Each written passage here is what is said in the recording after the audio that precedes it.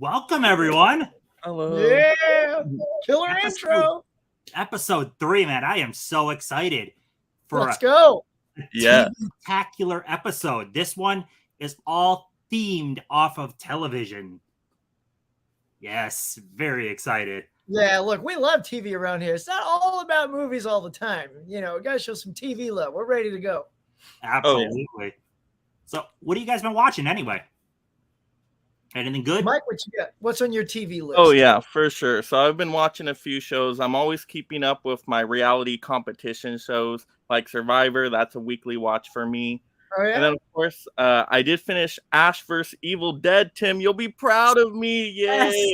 Yeah, Yes. I blew through those 3 seasons, and it was fun, very entertaining. It was more gruesome than I thought it was going to be. I yeah. expected with Evil Dead, but I thought TV, they might tone it down a little bit. Oh, I forgot No. cars and stuff like that. So, yeah, super fun. And then, of course, I started my Flash series, Yes. the 90s one. So I've been watching the first couple discs on that. Really fun show. I didn't expect it to be as good, but Dude, really it's so entertaining. good. It's so Look, good, yeah. John Wesley Shipp was our very first Flash, man. And Danny Elfman theme is banging. I freaking love that show. Oh, that explains why the music was so good. I'm like, why is this music so good? Danny Yeah, it's Elfman Danny makes Elfman. total sense. And then they bring back that Flash actor for the modern Flash show as the older one, as the the Jay dad. Garrett one. That was awesome. Terrific. That's And cool. I actually met the guy who made the Flash suit, Robert Short. He also did all the makeup effects for Beetlejuice. And he used to come in Cool. where I work, and I did a demo for him. I'm like, you won an Academy Award. Why am I editing a demo for you? He goes, you'd be surprised. So I'm like, I love your Flash costume. I love you. That's great. I'm so glad you watched that. Yeah, I'm rocking all the Flash stuff today. So my TV shirt is Sheldon as the Flash. So Yeah, we've all got I got WandaVision on. Look at that. No Yeah. surprise. Huckster sporting the Trek. Yeah, We're all speaking of like, speaking of sci-fi, of course, Picard season 3 just finished up, and I gotta say, as garbage as season 1 and 2 was, in my opinion, season 3 was a rock star of a show. I talked it up a good game, and I'm still talking it up. So if you weren't a fan of season 1 and 2, as a Trek fan, I'm telling you, I feel your pain. And then as a Trek fan, I'll tell you, get on that wagon of Picard season 3. You will feel good. You will feel satisfied when it's all over. It's like sort of that ending that you want for that cast and crew. So yeah, man, that was good.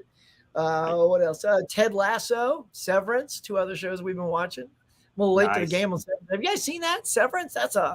I've heard great things about it. yeah, I've heard good stuff, but That's never a seen it. mind trip of a show. Yeah. It's slow. Like you really got, that's one, it's really interesting, but it is not fast paced. Like you got to sit through the season, and then just as it keeps going, it unfolds, and then Christopher Walken pops up and you're like, Chris Walken's in this show. So yeah, that's what we've been watching around here. Last of Us, we saw that too. You guys see that? Yes. Mhm, yeah. I dug it. Some of my, I guess, complaints, I didn't really play the game. So I didn't either. my one friend is like, well, that's how the game went. I'm like, but TV is not a game. Yeah, It's yeah, different. Yeah. I got halfway through the game and I totally got lost, so I couldn't finish the game. But yeah, it was pretty close to the game, but I think it kind of went downhill towards the end. I thought the first episode was the best episode out of the whole thing, actually. And that's the best part of the game to me, the first scene. So Is it? Yeah. I was just hoping for more monsters. And I don't know, since I don't know nothing about the game, I just heard, oh, it's one of those zombie things. I'm like, oh, yeah. And there was actually very little of that, you know? So when it did come on, it was quite exciting. Yeah, very, very human driven. Very. Yeah. I've been watching, if you guys have watched Fringe. Oh, yeah. My wife loves Fringe. So it's, for anyone that hasn't seen this is basically a spiritual successor to X-Files in a way. Like it has the same kind of idea of X-Files. It's government agents taking up these weird, unexplained cases. It doesn't quite go to the certain extent that X-Files does, but there's weird stuff that happens. This is very good. I started watching it pretty much right after Lance Reddick passed. I was like, you know what? He's great in this show. I feel like rewatching Fringe. So yeah, we've been working our way through that. Good time. So, I'd love to get a hold of Fringe. That was one. I went to my thrift store. I don't remember that one about a month ago. I had the free reign. That was in there as a series. I'm just like, maybe I'll just roll the dice if I come back in a month and need some product to purchase and it's there, I'll get it. I just had to decide between like Orphan Black and Doctor Who and all that stuff. So I passed on it, but I'm very interested in Fringe. The one weird thing, so I remember watching this on TV. I don't remember how it worked on broadcast television, because a lot of these episodes are like 55, 57 minutes. And normally an hour show is like 42 minutes. Yeah. Yeah. I don't remember what its time block was on television, but they're long episodes. Well, maybe they put in stuff because, that would have been Fox, right? I'm pretty sure that was still on Fox, and they would have been held to a 1 hour slot. So maybe these are the unedited, like, directors. Yeah, I don't know. Extended edition. Cool. They are all long. Well, it's funny. Speaking of the things that we like Star Trek, when it came out, the episodes were 51 minutes long because they only had 9 minutes of commercials back then. As time went on and we kept getting 10 and then 15 minutes of commercials, these episodes got shorter. So by having them on physical media, everybody, you get them all uncut in their original state. So, yeah, that's why I love it.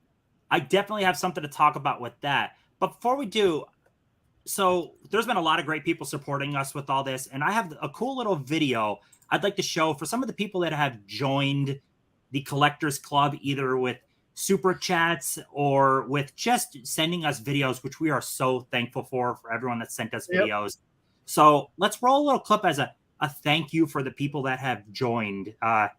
Awesome people. You are all amazing.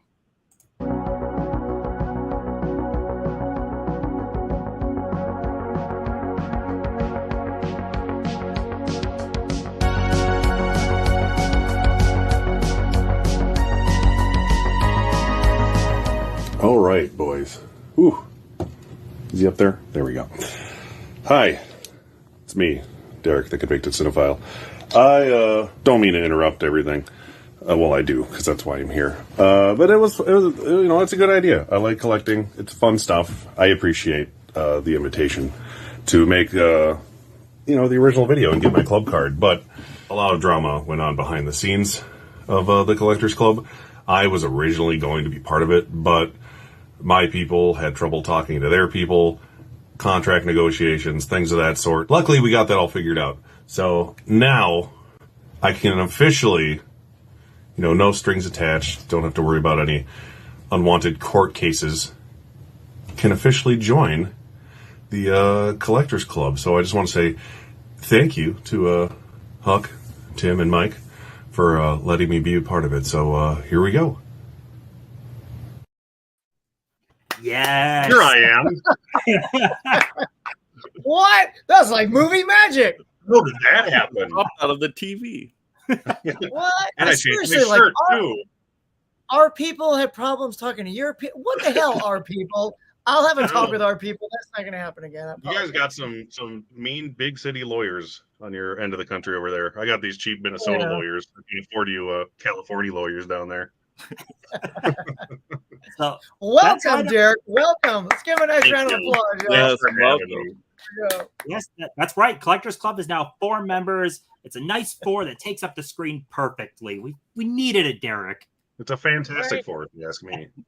You've been to make one of you the thing. Wait, am I Sue? Is that the deal? Am I? I mean, you got the red hair. You could be Human Torch. Although I do have the gray on the side. It could be Reed. That's awesome. Well, it's going to be fun, man. It'll be interesting. We'll see what happens. Take a quick run. This is your test. You blow it, you're out. Yeah. The trial run. I'm wearing an adult diaper just to be safe. Like when. Oh my God! Is your son bringing you something nasty to eat while you're on camera? No. You better be asleep in 20 minutes. Oh wait! Sue's about to go watch Superman. Go back. Let me see. Yes. Watch Superman. Oh, nice. Sue. Yes. Have fun. I want to know what you think. Oh, you never seen it? Oh, it's so good. Hello to Adrian, Caveman, Caprice, Sue, Fish. We've got Kitten Paws in here. We've got Holland. We got Tiana. We got Miss Caveman. Who else? Miss Caveman. All the cavemans. Yes, all the cavemen are. Cave families here. Film Addiction, what's up? Movie Club. Yes. We got Darvin here. We got Lizzie. Look, we have Derek here. Wow. Wow. I didn't do that just in case you looked at these first. In case we decided not to bring you on, we'll just leave you in the chats. Yeah. Like, just in case you look at the comments first, I better pretend I'm not here. That's clever. See? You haven't seen Ash vs. Evil Dead? No, I know, right? Isn't that crazy? Dude. I didn't have cable when it was on, and I'm lazy and I don't watch a lot of shows. That's how much I don't watch TV. I haven't seen that. Do you have the Evil Dead box set? Yeah, I have it. I have no excuse to have it's not in seen there. It's completely in that set. 100%. Hi, Tony. Hi, John Joe Juggalo. Hi, Mel. Hello. Mel. Bob. Bro. Who else do we got? We got Tracy here. Hey, Tracy. It's a great turnout of people here. We got Johnny, just seeing who's different. Picard season 3 was so good. Right. Oh my God. She's right there with me. How bad I heard the first one was. Severance was awesome. I'm too busy with Succession. Oh yeah, I heard good things about that. Need to watch Severance. Yeah. I've been hearing amazing things on it. Same. What else we got? Love Fringe. Yes. There it is. Used to like Fringe. KB. Oh, I hate it. KB. Last of Us is good, but it's just Walking Dead with shroom monsters instead of zombies. There is a lot of walking in the movie for sure. Oh yeah. Game. Almost as much walking as Mandalorian. Or as my friend was Manda Snorian, because it's so bored by it. That used to be good. Can you make my fan-made adult animated horror thriller films Starry Scary free on May 26th? Sure, why not? Can we? Like, we need to literally make it for you in time? God! Or we need to get there? Yes. Just trying to catch up here on the chat. We got Sean. Sean is awesome. Oh, Sean? So I'm all pumped up. Did Derek just become the best Collectors Club member? Oh my goodness. I highly doubt that. What just got here, Bob? He just got here. Again. What's up? The complete Campbell connection. The Campbell connection. Yeah. I love it. You'll be hearing about that, I'm sure. Are you gonna do a spoiler free on May 27th? I don't know anything about it, but if you want to message me on Instagram or something, I'm free. You can message me there. I'm not sure what's going on, but yeah. I like the Roblox thumbnail. Yeah, Baba Scotty. That's like what my son calls his Grandpa Scott. I can't look at this emoji the same. Chat is bumping. We got Jason. All right. So, and Derek, the fourth member. Yes. Yeah, yes. that is correct. All right. So, two topics I want to dive on before we go into the collectibles. First, writer strike. So, what's your thoughts on writer strike? Do you foresee this? The last one was, how many months was it? Like, I'm reading this one could go even longer. Like, I forget how long it was. Yeah, it was like in 2008, right? Yeah. Oh yeah.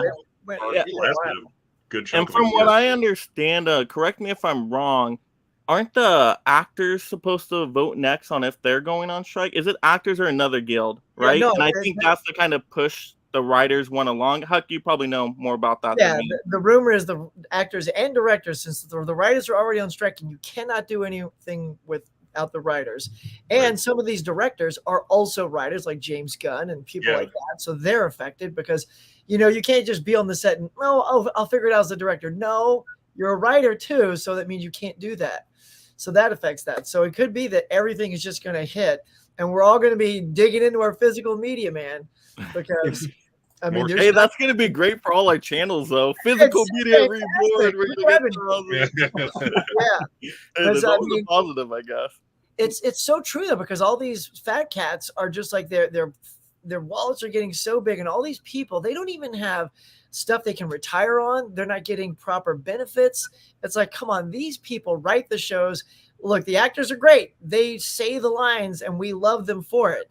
But if they don't have great things to say, we don't fall in love with them. Yeah, you don't keep So watching. let's give these writers their due, and I'm behind that like 100%, man. Yes, absolutely. Totally. Mike, do you have any thoughts on it? Oh yeah, to me the story is the most important part of a show or movie, and it doesn't seem like writers get all the respect. You know, everybody mentions directors first and big name actors. You rarely hear about the writers. I'm like, that's the story though. If you don't have the story, you cannot make no project. They should get more respect. So just pay them already. Let's Yes. move it along. Pay them. Let's get production going. Let's make some awesome stuff. Right. Give Yeah, them some but actual royalties and not a penny or 3 per episode or whatever they do. I know, right? What that one where they did like 2 episodes and they made 3 cents Yeah, or a $3 something? or 3-cent That's outrageous. residual check for writing 2 That's episodes of a ridiculous. Netflix show. Yeah, it's ridiculous. Have I watched Strange New Worlds? Oh yeah, absolutely. So, yeah, Strange New Worlds. Strange New Worlds is the other new Trek show that I thought was absolutely great. It's such a great like vibe and mojo to it. It felt a little bit more like the Trek we like and want. And Ethan Peck, by the way, plays a fantastic Spock. Just when you think Nimoy can be replaced, Zachary Quinto does a great job, and Ethan Peck does a great job. So it's all in that casting. We're just talking about great actors. Shatner and Nimoy are great actors, but there are other great actors who can hopefully, you'll know right away though if they suck in the role, and you're like, I'm out. Like, right? If Peck cannot perform Spock properly, you're out. So. Yeah, I'm very excited about season of all the things. Well, I don't want to telegraph what's coming later, but perhaps I might be excited about that. We'll get to that later. Nice. Derek, did you have anything to say on the writer's strike? Not much that hasn't already been said, but yeah, I mean, like the screenplay when it comes to movies or TV or anything is like literally the most important thing. You can make a bad movie from a good screenplay, but you can't make a good movie from a bad screenplay. Unless you have amazing improvisers like Robin. Yeah. Which in that case they won't get credit anyways, like Robin Williams and Aladdin. But yeah, it's just it's the blueprint to the entire thing. If that doesn't work properly, nothing else probably will. So to fill in some context for anyone that doesn't know too, I follow, gosh, I can't remember his name. There is a great guy that is a writer that posts all his like residual checks and stuff like that in reels on Instagram, and he does it on TikTok. Wow. And he shows like his residuals from like older shows he did in the 80s into the 90s. And they're like legit checks. Every time a past episode gets run that they wrote, they get cut a check that could be several $100s to a couple $1,000s depending. And there are shows that are streaming, they're getting pennies on the dollar. Their checks, their episode can play 100 times on streaming and they might get 5 cents. But it could play once on broadcast television and they'll get like $500. Like the streaming rights is all jacked up and not in the way for the writers at all. So yeah, they need to massively fix that because right now, all of the money just going right to the studios. That's it. Yeah. Studios take it all.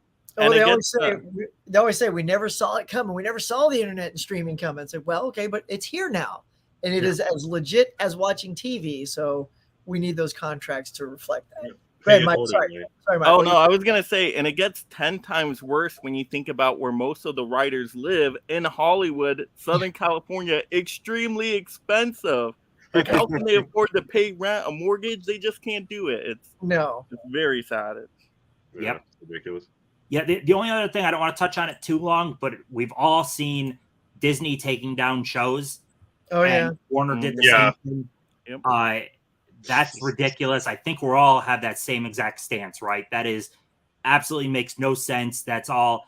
A lot of that is they don't want to pay the especially if the writer's strike goes through, the future residuals. This is all about saving future money.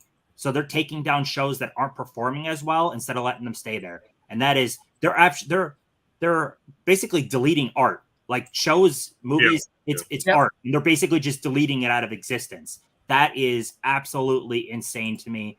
And I'm not going to be one of those people that's like, we need laws for everything. But honestly, we have public domain for a reason, and movies and shows will enter public domain after it's 97 years or something like that. Yeah. But if a studio is going to completely abandon something to the point that no one can ever have access to it again, there should be something that says, fine, you don't want it, it goes public domain. No one makes some money off it, but the people still get it. Because the way it is now is reasonable, all jacked up. But that ends our little intro. Derek is here. We talked on writer strike and stuff. Yeah. Heck yes. So why don't we dive into one of my favorite freaking segments we have? I love it. Collectibles. Yeah. I love collectibles. Yes, love this segment. This is what we're about. This is where the energy goes. We're here. Wow, I'm so excited. You're getting that Literally the name of the show. As Ken says, what gets your juices flowing? Flowing, yeah. We found it. So why don't we start with you, Huck? What you got for collectibles this time? All right. Now, of course, if you're paying attention, our theme today is television. So our theme collectibles are also of television. So I'm just going to pop through a few, and my collectibles are sort of all varying things. I will first start with the Funko television stuff. And of course, you can't go anywhere without a little Crockett and Tubbs. Of Crockett and Tubbs. And one piece I was always excited to have. That's just good old Mr. T. Nothing says 80s like Mr. T. Love that guy. And then growing up as a kid, Saturday morning cartoons, baby. I was a huge fan of those. And so this is from The Challenge of the Super Friends, right? Nice. Hall of Justice and Batman that comes with it, Oh, man, I just love that stuff. Hang on, got to put it down. What else? Here you go. So here's a mini TV from Friends. I've seen those before. They're so cool. I love it. Hang on, let's see. Will it work? Oh, of course, I can't find the button, so we're just going with no.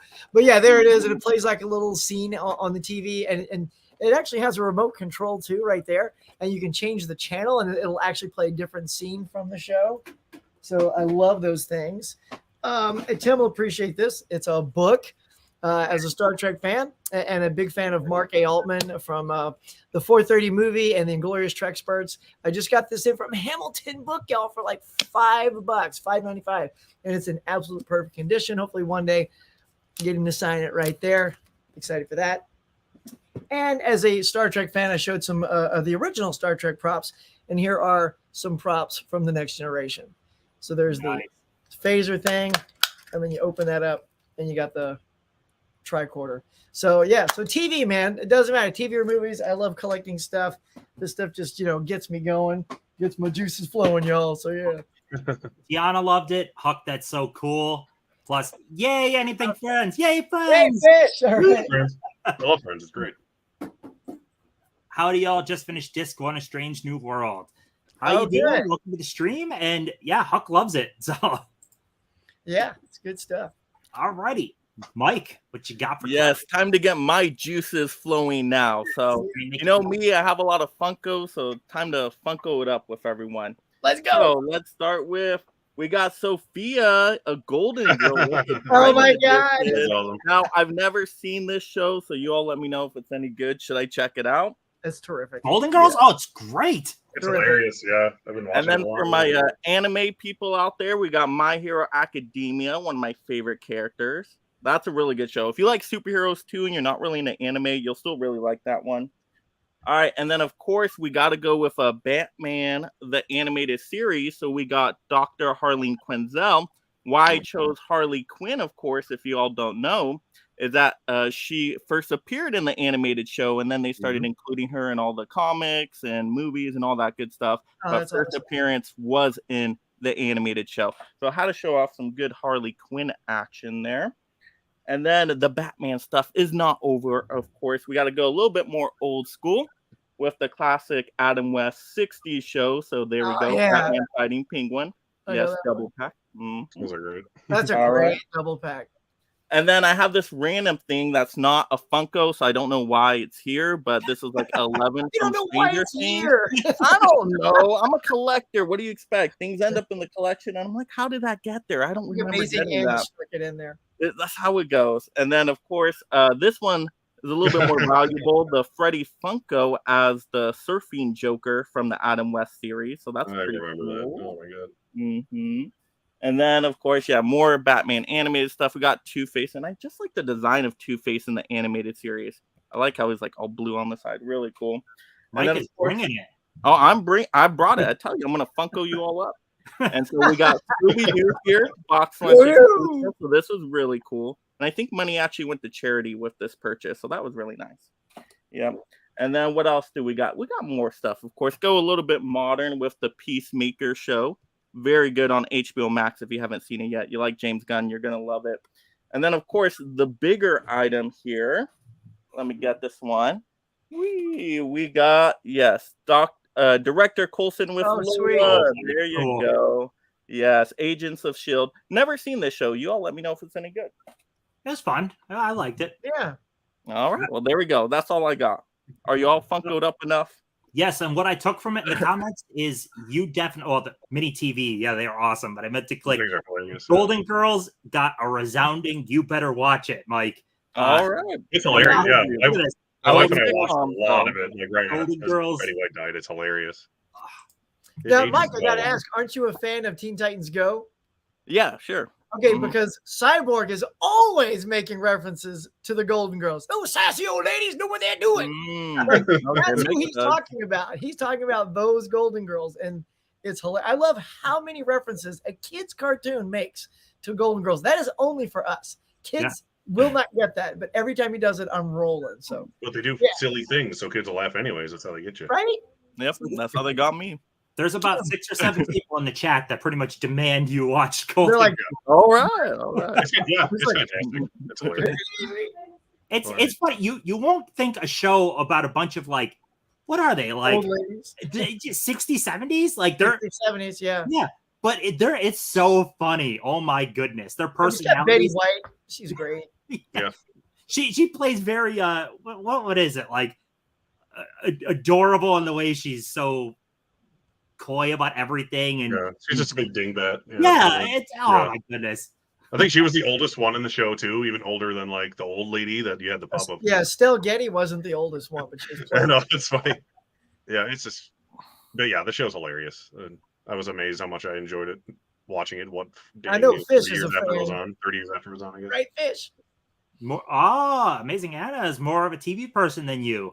Oh, way more. She can binge TV shows like nothing. She'll start a show, and then I'll come back a couple days later. She's already done it onto a new show. I'm like, how do you do it? I do not understand. For me, to get through a TV show like Ash versus Evil Dead, that took me like a month. So yeah, must be a wife thing because that's how my wife is. Take me a long time for some reason. But I can bust out a movie every day. But TV shows, they require some time. Yeah, they're exhausting. I saw Riley said he's got the Daniel LaRusso Cobra Kai Funko Pop. I have the Johnny Lawrence Cobra Kai, so we should get them together and have them fight. Oh, nice. We saw one of those at that comic book store I went to in Iowa. You guys would go to Iowa just that store. Blanche is my spirit animal. I love it. Blanche was a slut. Yeah, Blanche was. He's hilarious. Yeah. Wait, are we still talking about Golden Girls? Yes. Oh my goodness. So they get wild then in this show. You have to. It is so good. They're just sassy old ladies who are a lot younger than you think they are. Honestly, they're only like in their 50s. the crotchety old one. You got the coy, the funny one like Betty White. You got the slut. There you go. And then you just got the old lady. It's great. They're fun. They're all really good. My turn, eh? Yes. Once we stop talking about Golden Girls. It was Tiana's birthday also too. So happy birthday! Happy birthday, Tiana! Birthday in live form. But yes, here you go, Derek. All you. This is my weak spot, honestly, when we're like, we're going to do TV stuff. And I was like, okay, I have a thing. I don't collect pops. Like I said, you would love that store, Mike. It was like 95% pop figures. I don't know where my TV collectibles are. I was expecting them to get here earlier. Oh, there they go. Okay. What was that? What was that? It was my old Ecto. It was my old Ecto one. I was waiting for it to show up from the old Real Ghostbusters show. Well, show it better. We saw the top of it. I'm lying. This is actually a new one, so ignore that. But the cool thing, I'm going to give everyone's member berries a try here. Do you remember the Real Ghostbusters action figures? Oh, nice. Especially these ones that act all scared. This is Ray, if you can't recognize Dan Aykroyd in animated form. The little fright mix. Oh, there it is. I'm like, he looks very happy. What are you talking about? Santa Claus was nice enough to find these for my kid because I was feeling nostalgic and wanted to play with them again with him because he was obsessed with them when I was showing them online. And then we have Peter. I had both of these when I was 4 or 5 years old. Oh my goodness. So funny. I need to get the Winston and Egon ones because they're amazing. And since everyone showed things about other things, I'll pop these out now, no pun intended. They're pop figures. I do have 2, and they are for Mystery Science Theater 3. Oh, awesome. Crow. I don't know which one I'm holding. I'm looking at my screen. Crow and Tom Servo. One of my favorite shows of all time, and we'll get into that later. But yeah, TV collectibles that aren't like Batman the TV show. I don't have much of, to be honest. But I just wanted to get all nostalgic with these because I used to have like 100 of these things. So I want to know if everyone remembers these more than anything. They're so freaking cool. I didn't have them, but they're awesome. These Sprite Effect ones are still impressive. Like, these are in amazing shape.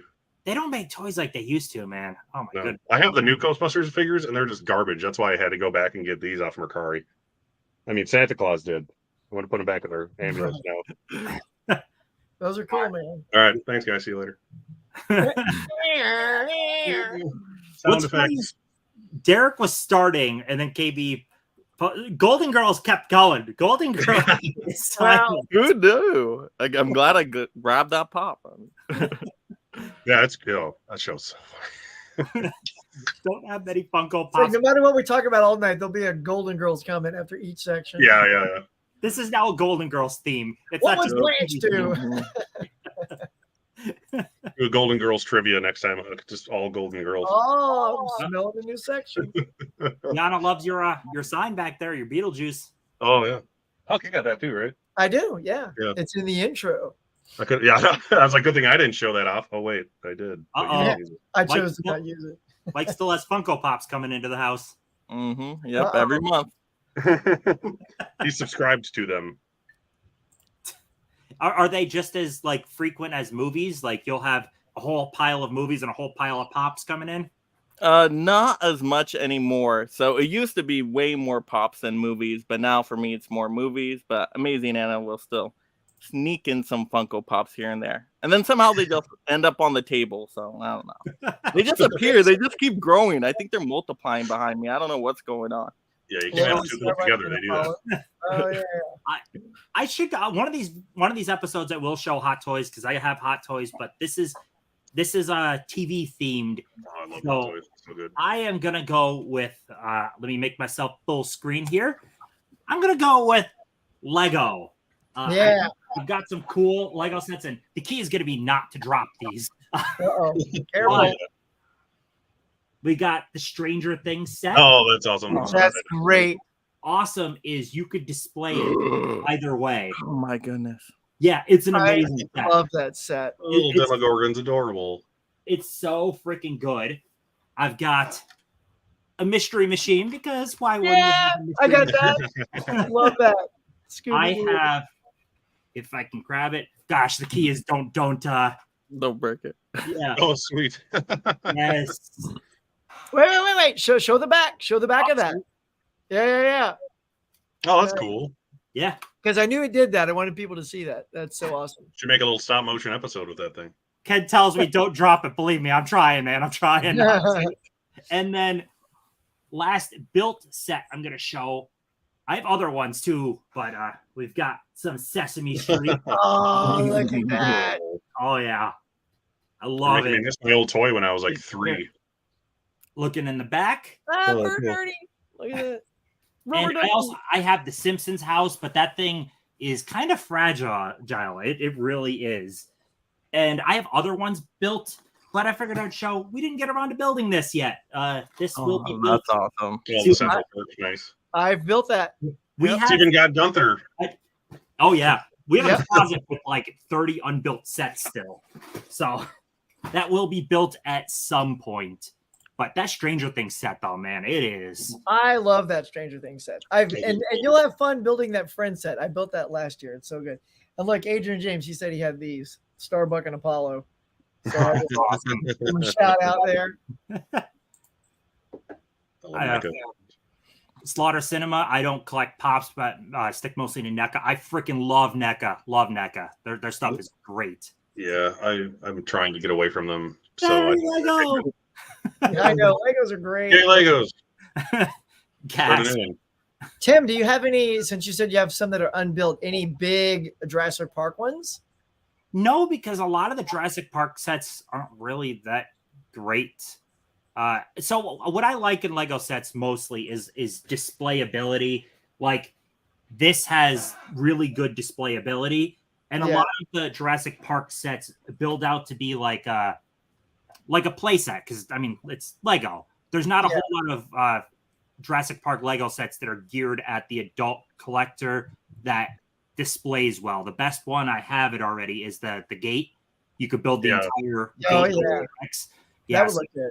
But that one I already have, looks amazing. But yeah, a lot of the Jurassic Park sets, they're not great in the displayability way. Because people actually play with those, unlike the Friends set. You know what's funny, Tim, is and it's long overdue. My wife bought me the other Friends set that's the 2 apartments. So it's Monica's and Chandler's, and that's such a beast. I haven't put that together yet. You could start. Where are you gonna put it? No joke, Johnny. We had talked about for a little while. We have a lot of Lego in the house, like a lot. This is like a tiny fraction. For the longest time, we were debating on actually making our own little like town. You see people do that with like Lego towns and stuff. Oh yeah. We have a bunch of the modulars. If you ever see the modulars, they all you connect together. You can make like a whole street lineup. We have a bunch of the modulars. So we thought about it, but then I have no space. The movies take up everything.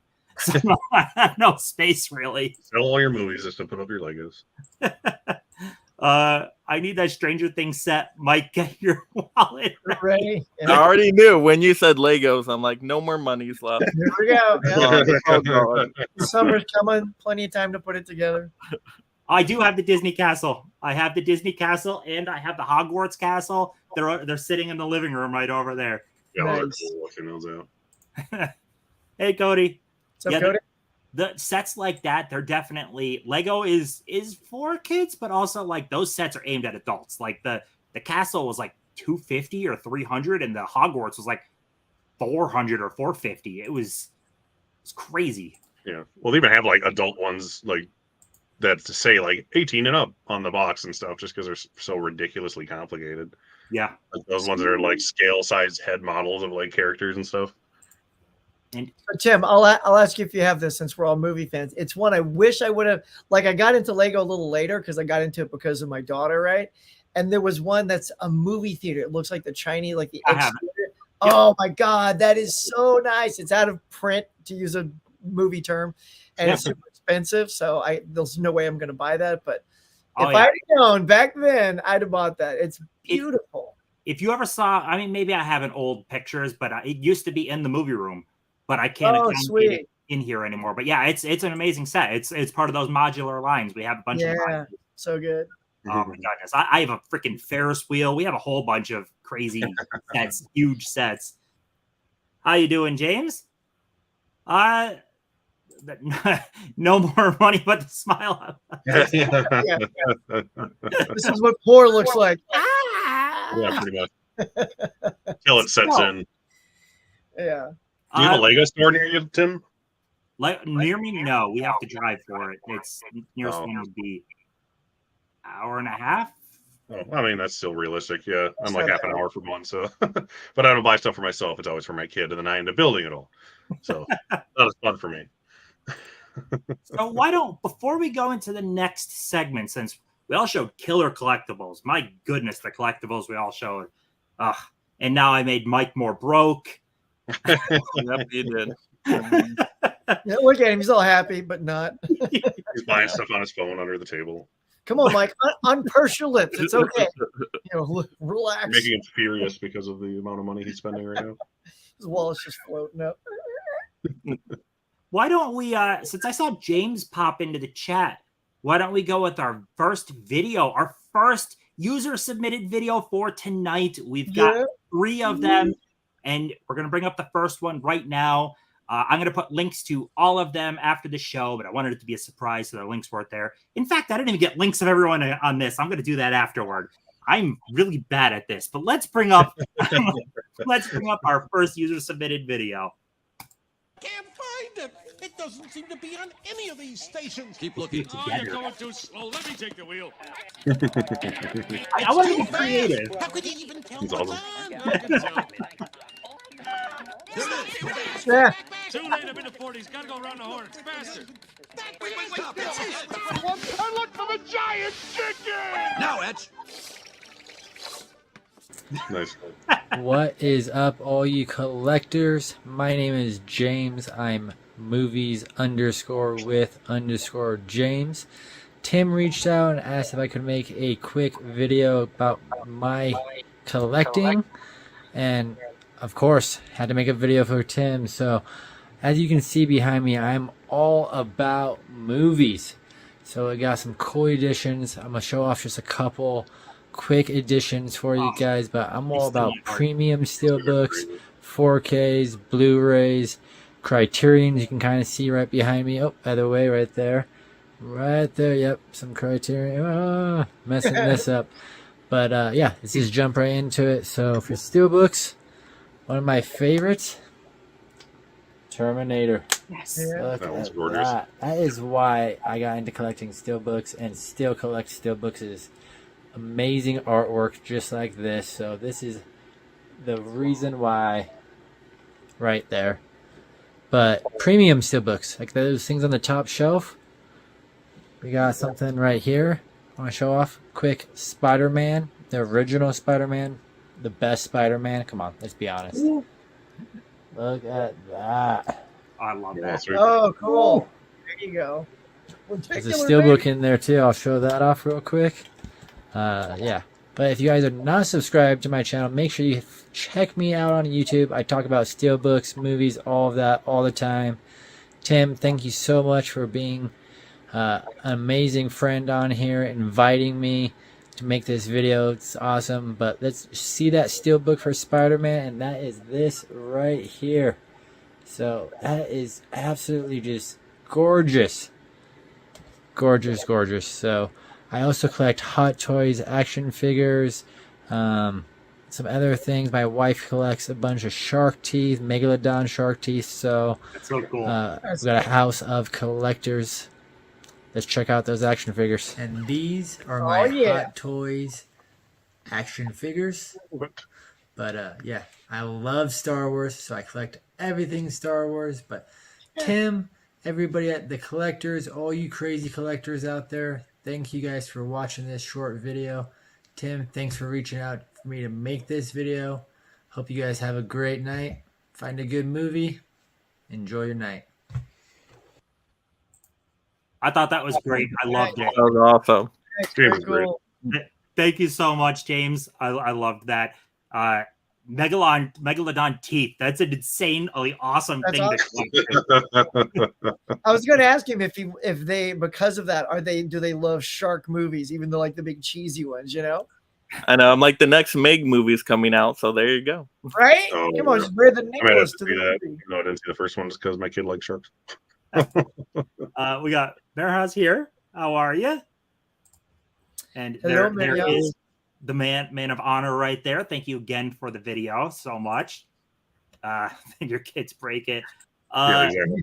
Do you super glue your sets? No super glue. You don't use the Craggle? No Craggle? Yeah, release the Craggle. You could massively devalue that. Like, not that I'm in this sets for value, but you could actually unbuild a set and still sell it for quite a bit if you wanted to. Oh, yeah. I'm sure, yeah. Especially if it's a out of production one, like Huck was saying. Oh God, yeah. James, yeah, Steelbook is fire. Steelbook was banger. Yeah, people love those sets are amazing. My God, Steelbook was so cool. Oh my God, his movies are backwards. Baby Yoda. Oh my goodness, yeah, Baby Yoda. I'm low key obsessed with sharks. They're awesome. Yes. Gave you a sub, James. Awesome. Thanks, Sean.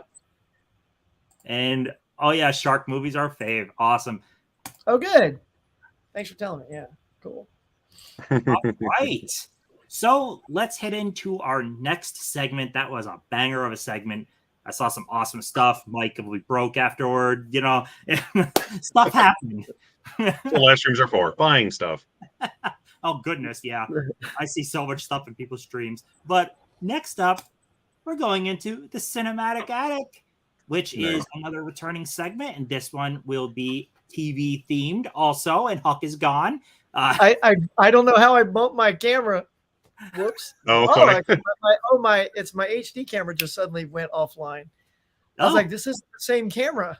I'm like framed differently. The crispness is gone. My hair's not banging red. Oh well, I'm all good. And, just roll with it, people.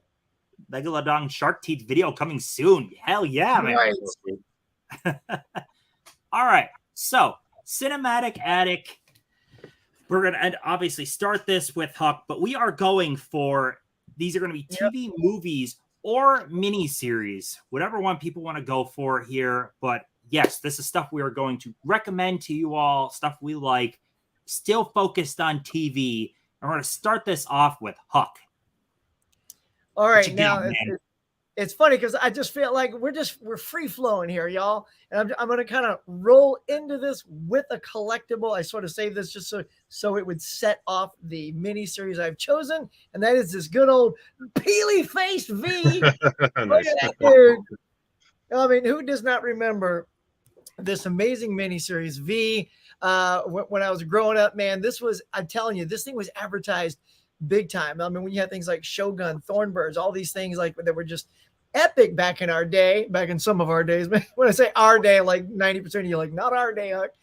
Back in my day, this was like a big event. This was like movies just made for TV. And I remember, the trailers were coming out. I'm a big science fiction nerd, obviously, Star Trek and all that jazz. So I was all in for V. Hold that up the whole time. But yeah, so in case you forget what I'm talking about. But it was so great. Mark Singer has even had Robert Englund, Michael Ironside. They had a really great cast, and Jane Badler as the lead alien V. She was fantastic. I mean, this thing it just swept the nation by storm, and everybody was talking about it at the water cooler in Monday morning, and then the next night everybody had to see how it ended. And it was phenomenal. So, and of course that eventually rolled into V: The Final Battle, which was, the follow-up. But if I would encourage anybody to pick one up, it's really this one. So if you want to add to cart, go grab V, because that is the one I would highly recommend. The story is basically, aliens come here and they seem friendly, but they have an agenda. If you haven't seen it, I don't want to get too deep into what they're doing because it's kind of, you probably heard about it by now, but give it a look. And the other thing we're doing here, right, Mike, is we're also saying not just mention a TV movie, but also what TV show became a good movie that we wanted to recommend. And I absolutely love this. I was a huge fan of the black and white monsters like the Munsters and Addams Family. So I'm going to lean into Addams Family as my movie that was based on a TV show. The cast is like, it's tough when you can get a cast that's as good as the original, but when you've got, Raul Julia and Morticia, what's her name? I'm blanking. What is it? Angelica Houston. And of course, little Christina Ricci as a pitch perfect Wednesday. Absolutely love this film. So if you haven't seen Addams Family, it's one of the best TV to movie adaptations. So that gets my vote. Awesome. There's a lot of love for V, by the way, in the chat. Loved V. Oh, sweet. Right. Baby, he knows. Yes. Adrian remembers V. My peeps are coming out. V was a big event back in my day. Tony, Look at that. I got all the V people stirred up. Let's go watch it. Let's have a watch along. Mark Singer was great in V. The later V remake was great, but canceled too soon. And then Film Addiction asked, what about the remake, Huck?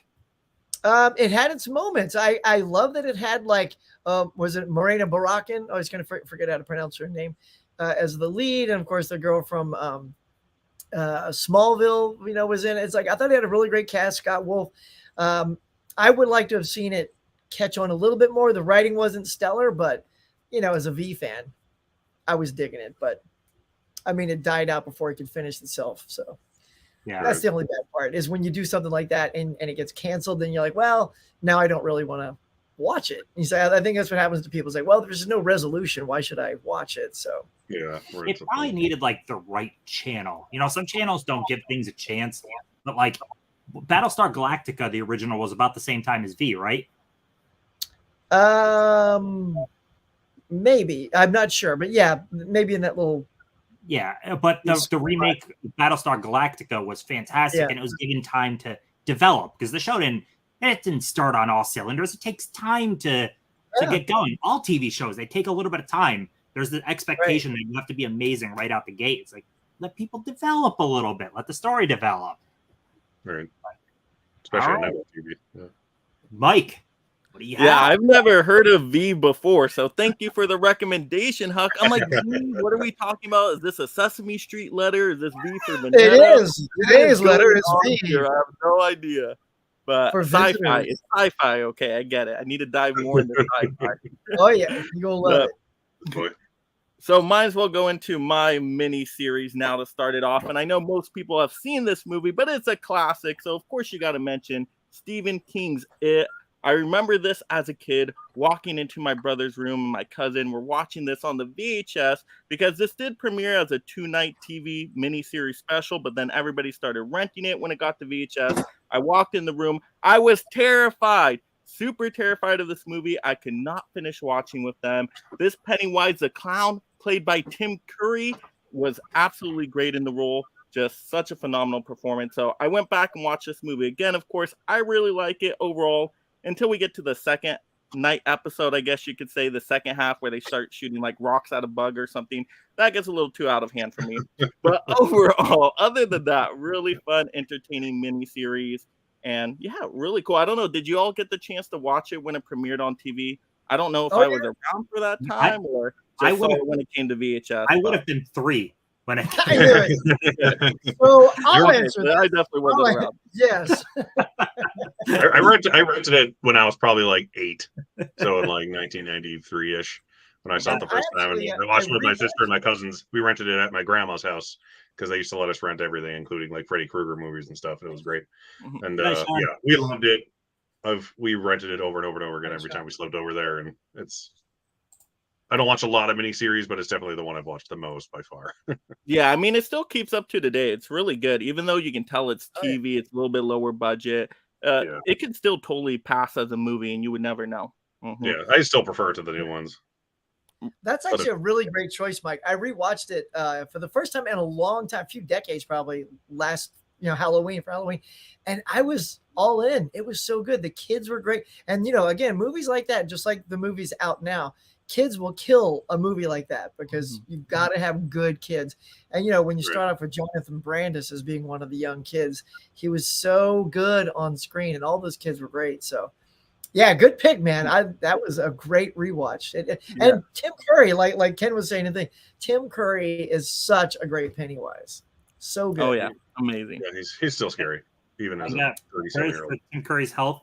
Yeah, he's rough, but he's still going strong. I just saw New York Comic-Con announced to their people they have coming, and Tim Curry will be there to sign autographs. Wow, really? Yeah, he's still making the rounds, even though he's not doing the best. He's a trooper. He's going. Yeah. Nice. Or at least memory with the horror movie. Me too. And There I would have been 3. Yeah, that would have been 3. Yeah. All right, now my show that was made into a movie, I believe, right? So, yes, sir. Of course, you can't go wrong with one of the best superhero movies of all time, and that's going to be Teen Titans Go to the Movies. Yes, based on the Teen Titans Go show. But I'm telling you, if you have not seen this movie, it is super entertaining. Anybody can watch it. It's not just for kids. It's for the whole family. And you actually get the best Stan Lee cameo performance in this movie.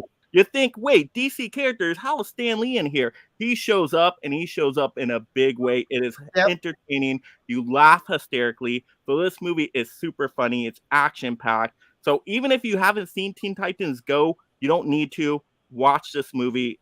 You're going to love yourself for watching this one. It's that good. I'm telling you, one of the best DC movies out there for sure.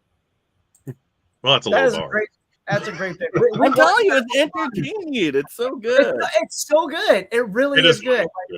Like we actually watched. That's one of the shows that my daughter got into as a kid was Teen Titans Go. Thankfully, because it's really funny. Because some shows you're on your tablet, you're not watching it with your kid. But that is one I was all in, and that movie like holds up really good. And it got a theatrical release, so I was in the theaters. Not too many other people were there, but I was having a good time.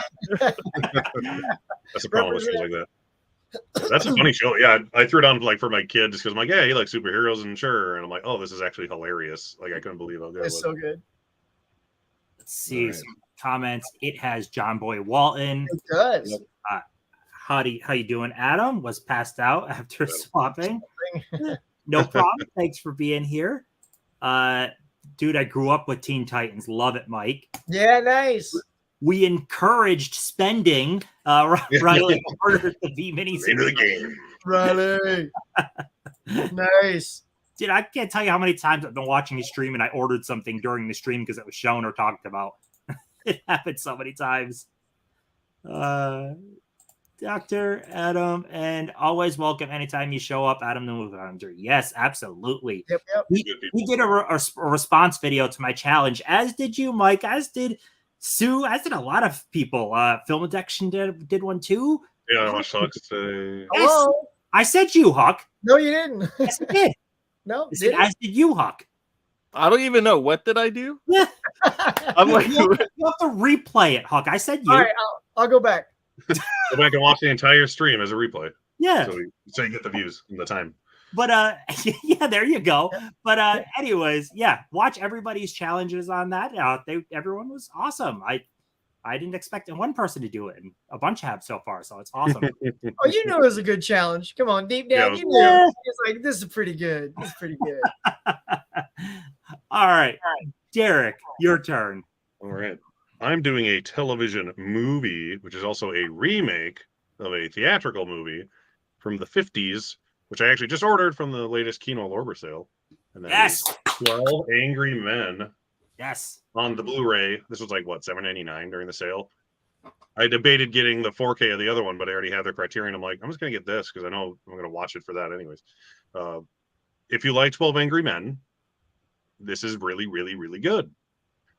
It's essentially the same exact movie, but in color from a different director. It's the director of The Exorcist, I believe, William Friedkin. Yeah, I'm holding it. I should just read that. Yes, I need a magnifying glass like Tony so I can see cases. It's shot a little differently, but it's still all in the same one place location. The actors are just as good as the original. It's got William Peterson, Ozzie Davis, who I love, Bubba Hotep. That guy right there. JFK. George C. Scott is in it. He's amazing. Jack Lemmon is always good. He's fantastic in it.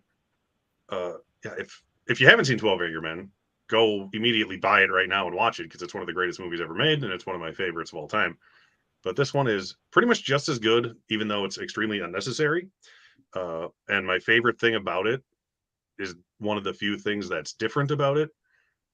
Two things, actually. There's one scene that they added where they're talking about a psychiatrist's like report for the killer on trial, which like wasn't a thing in the 50s. So that was all new material they added in. So it's like 20 minutes longer than the original version, which I was afraid of. Like, why is it 20 minutes longer if it's a TV movie? But you don't really notice it. And the final shot of the movie, I don't want to like give it away if you haven't seen the movie, is easily my favorite shot of the entire movie because it's actually different than the original film. And it just puts a huge point across. So, like I said, I don't want to spoil it if you haven't seen it, but watch 12 Angry Men. Go buy that 4K if you haven't seen it, and then watch this one immediately after it, and you'll go, hey, this is also very good because actors are great. Yeah, I loved it's switching out great actors for great actors and a great director for a great director. So it's literally like it's the same movie almost, but pretty much. And also, before you show your next part, I will apologize. I swear to God, I thought I said Huck, but apparently I didn't. Maybe I was looking at Huck and didn't, but I'm sorry. I just played it back. You didn't say. I swear I thought you said Mike. I don't think you said Huck. You said Mike. Did I say Yeah, Mike? yeah, yeah. Maybe you said Mike, you yeah, said you Mike. said me, and I don't even know if I did it. What are we talking Maybe about? I was. I'm Mike's like, confused. there's a video Thank edit. you for the I credit, think everybody. I one of those. appreciate Oh it. my Yes. God. Okay, so Take my Mike bow. didn't even- Yes, it was excellent. Whatever I did, I'm glad you all watched. It was absolutely It's amazing. at 25,000 views already. It's been I 3 know. hours. You're doing great. Yes, Oh my so God. good. Oh my God. All right, maybe I was like, I I didn't was see looking Mike's at earlier, and I Holland watched like 4 of them. That's so good. Holland tattled on me. That's what he's there for. That's great. You got my That's back, so bro. good. What? One of my favorite black and white classics. Yeah, it's a masterpiece. It's an absolute Yeah. masterpiece. It's easily my favorite movie, probably from the 50s, I'd say, that I've seen. I thought I said Huck, but I don't know. Huck, Mike, It's they been sound similar. proven. It's been proven. Let's move on. Yeah, we both have like a K in our name. And, They're both Well, sitting there. It's 4 good. letters. I get it. 4 letters. Yep. Leading with the same. All right, Derek, your next part. Derek, Mike. Okay, then. Yeah, I'm going with, yet again, like we said, a TV show that was turned into a movie. And this was very much so like a direct spin-off of the show. It wasn't like remade into a movie or anything like that. It was more like Mike's pick or Huck's pick, whatever his name is down there. Batman from 1966, or Batman the movie, Holy Special Edition Batman. And this is like the one thing in my house that actually has an autograph from That's Mr. so Adam cool. West himself. I got to meet him. We don't get many celebrities of any stature around my parts, so it was amazing to meet him as one of the few people I've gotten to meet. And yeah, it's a fun movie. Yeah, if you're a fan of the show, which I was, I grew up watching it constantly. This is amazing. I remember buying this the day it came out, along with like 5 other DVDs. My friend and I watched all 5 of them, like back to back to back to back to back. That's when I had time to watch movies, unlike now. Yeah, I mean, there's not much to say. If you know what Batman is, this is the one with the shark repellent spray. It's got the 4 best villains from the TV show, because Two-Face was never on the show for some reason. That always confused me, except for Egghead, played by Vincent Price. You can't beat that. But yeah, you got Joker, Cesar Romero, the Riddler, Frank Gorshin, and Burgess Meredith as the Penguin. And which Catwoman is this? I always forget who's in this one. Lee Merriweather. Yeah, there you go. As the Catwoman. So this is like the one I always recognize, because I used to watch this so often, even more so than the show. And my kid likes it too, so bonus points for that. I love Lee Merriweather as Catwoman. Yeah, I was like, she's like the one I always remember because I've watched the movie so often. So whenever I watch the show again, and I'm like, oh yeah, it's a different one. Yeah, that movie's fantastic. Mike got burned. Yeah. What are you talking about? Whatever I did, it was amazing. That's right. That video I made was great. Whatever it may have been. All right. So it's my turn. And I beat this movie into the ground. I don't care, because maybe different people are watching that haven't seen me talk about it. But Bruce Campbell did stuff for Disney. Bet you didn't know that. Maybe you did know it. But anyways, he did a Herbie movie. It was a Love Bug remake. Nice. It was so much fun. It's a made-for-TV movie. Not only does it have Bruce Campbell, but I can't remember his name, but in The Mummy, the guy that was kept double-crossing them. You know which guy I'm talking about in The Mummy? Benny. Yeah, yes. He is in this. He's Bruce's best friend in the movie. But absolute blast. This has never come to anything else besides VHS. This is it. VHS. Disney pretends it doesn't exist, but freaking love this. It's so much fun. So yeah, it's Bruce Campbell. I cherish it. I love it. Love it. I have multiple copies. No joke. I've never heard of that, Tim. That's so good. Like I've never really? heard of that. Like I'm a Love Bug fan and a Bruce Campbell fan, and you've caught me off guard. I can't even add the cart, right? Because they haven't released it, right? It's out of by the VHS. You can. Someone has it up on YouTube, the whole movie, if you wanted to watch. It's crummy quality. There's no other way to watch it. So yeah. I don't know why they just put it on like Disney Plus. It's like, why can't they just at least do that? They exactly. Those Wonderful World of Disney movies, they kind of just pretend they don't exist anymore.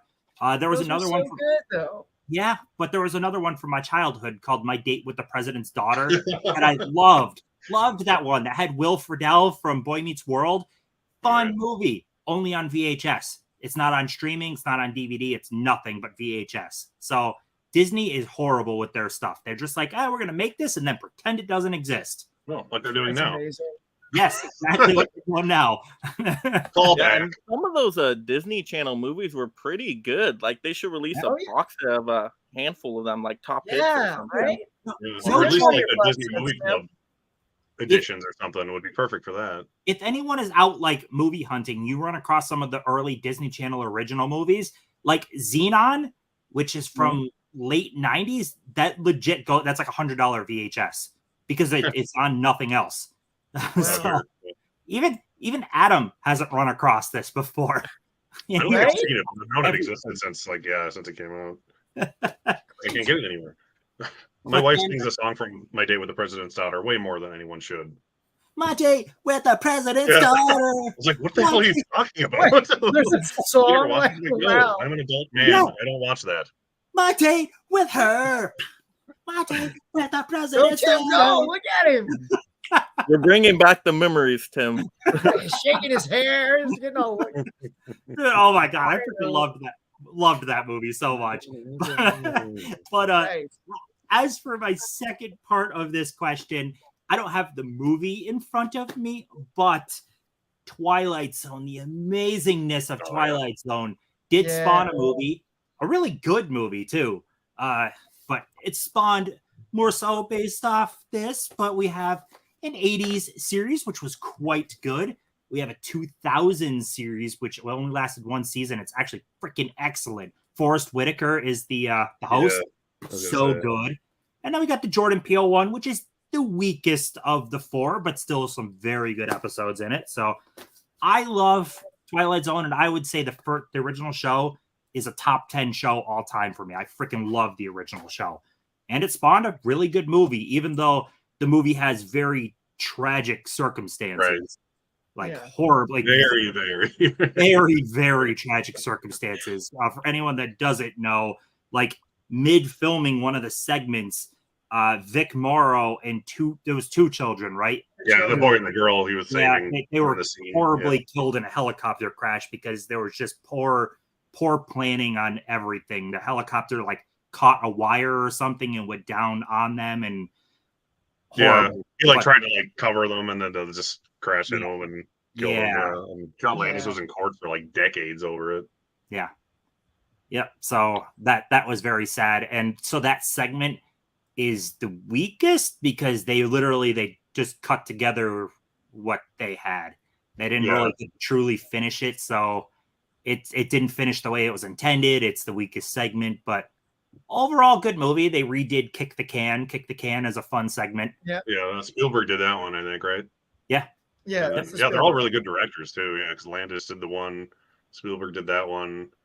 Who did Mad Max? I'm brain farting all of a sudden. Did Zemeckis do one? He did one. Oh, you mean Miller? George Miller did one. Yes, George Miller. Thank you. He did one of them, I think. And and then the one with John Let's Go on the Plane. John Let's Go on the Plane is the best. Obviously. Yes. Yeah. You ever see the movie version, Mike?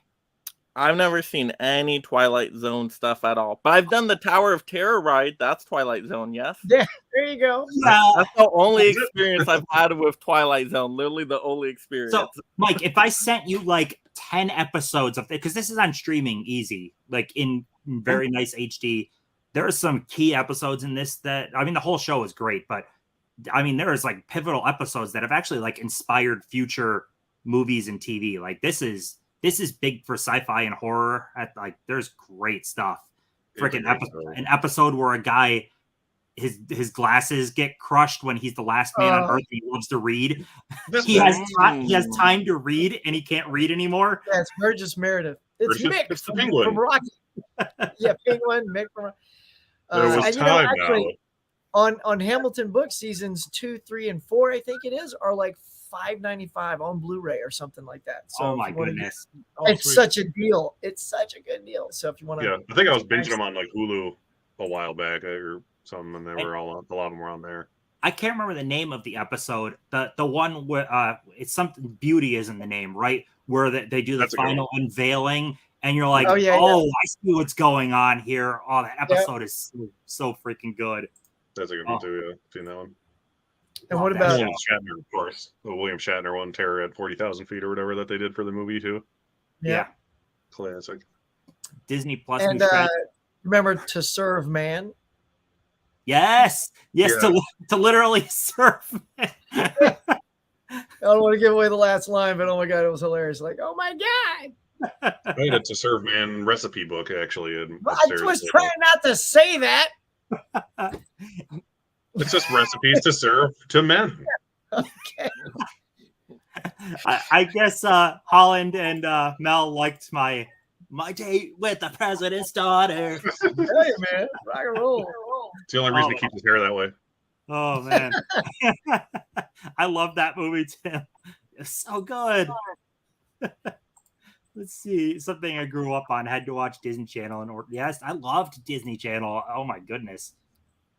Bet you can record it. Just clip it out. Hi Garrett, how are you doing, man? What's going on, Garrett? For Garrett's live stream earlier was a bummer. Thoughts out to you, man, and I'm going to share as much of your stuff as I can. Try to keep things going the best you can. YouTube is stupid. They demonetized them and they shouldn't have. So for like no reason. So we need to support and share his stuff the best we can while his channel is in like almost purgatory. So because YouTube is horrible. So yes, share, go like all of Garrett's stuff that you can. Share it. Support the guy. He needs it. Yes, please. Because that's really crummy. I mean, amazing channel and YouTube is stupid. Nobody messes with the Rad Pack, who's also part of the Club Rad. Hey, no way, man. Yeah. Sub to Rad Pack channel too. He was mentioning that. Sub support everything. Yeah. Hi Garrett. Yo. I've only seen 2 or 3 episodes of Twilight Zone. Cool stuff, but I can never get myself to watch more of the show for some reason. It's all good. Not all shows are for everyone. Stop giving away the ending. I mean, I tried, KB, right? I backed off. I'm like, I don't want to give it away. And then he picked up the football and ran with it. Now, can you watch the movie without words mean? Yes. The movie is completely standalone. You don't need to see a single second of the show. It's just 4 episodes of the show turned into movie, essentially. Oh, Lord. Good thing this is your test episode. Tim is flaunting. He still has a full head of hair. Right. Thanks, dudes. That's rude. I'm sorry. Damn shame. Thanks to your streams, Garrett. I went and picked up Encino Man and Don't Tell Mom. Yes, they're great movies. I love Don't Tell Mom. But yeah, YouTube is just really shitty to some people. And yeah. That bummed me out watching that stream. I'm like, dude, Garrett's so good. None of his content pushes any line at all. I know. Oh my goodness. Hey, Mark. He's the G-rated guy. He means it. Okay. So we went through everything there. Heck yes. Why don't we check out another user-submitted video? That sound good? Yeah. All righty. Let's go with this one.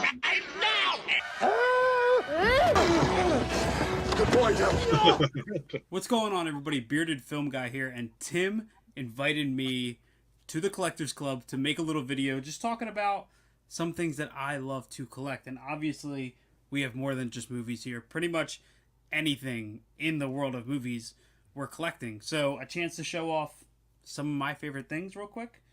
I couldn't pass it down. And one of the things that I love more than anything is a great novelization, especially of my favorite movies.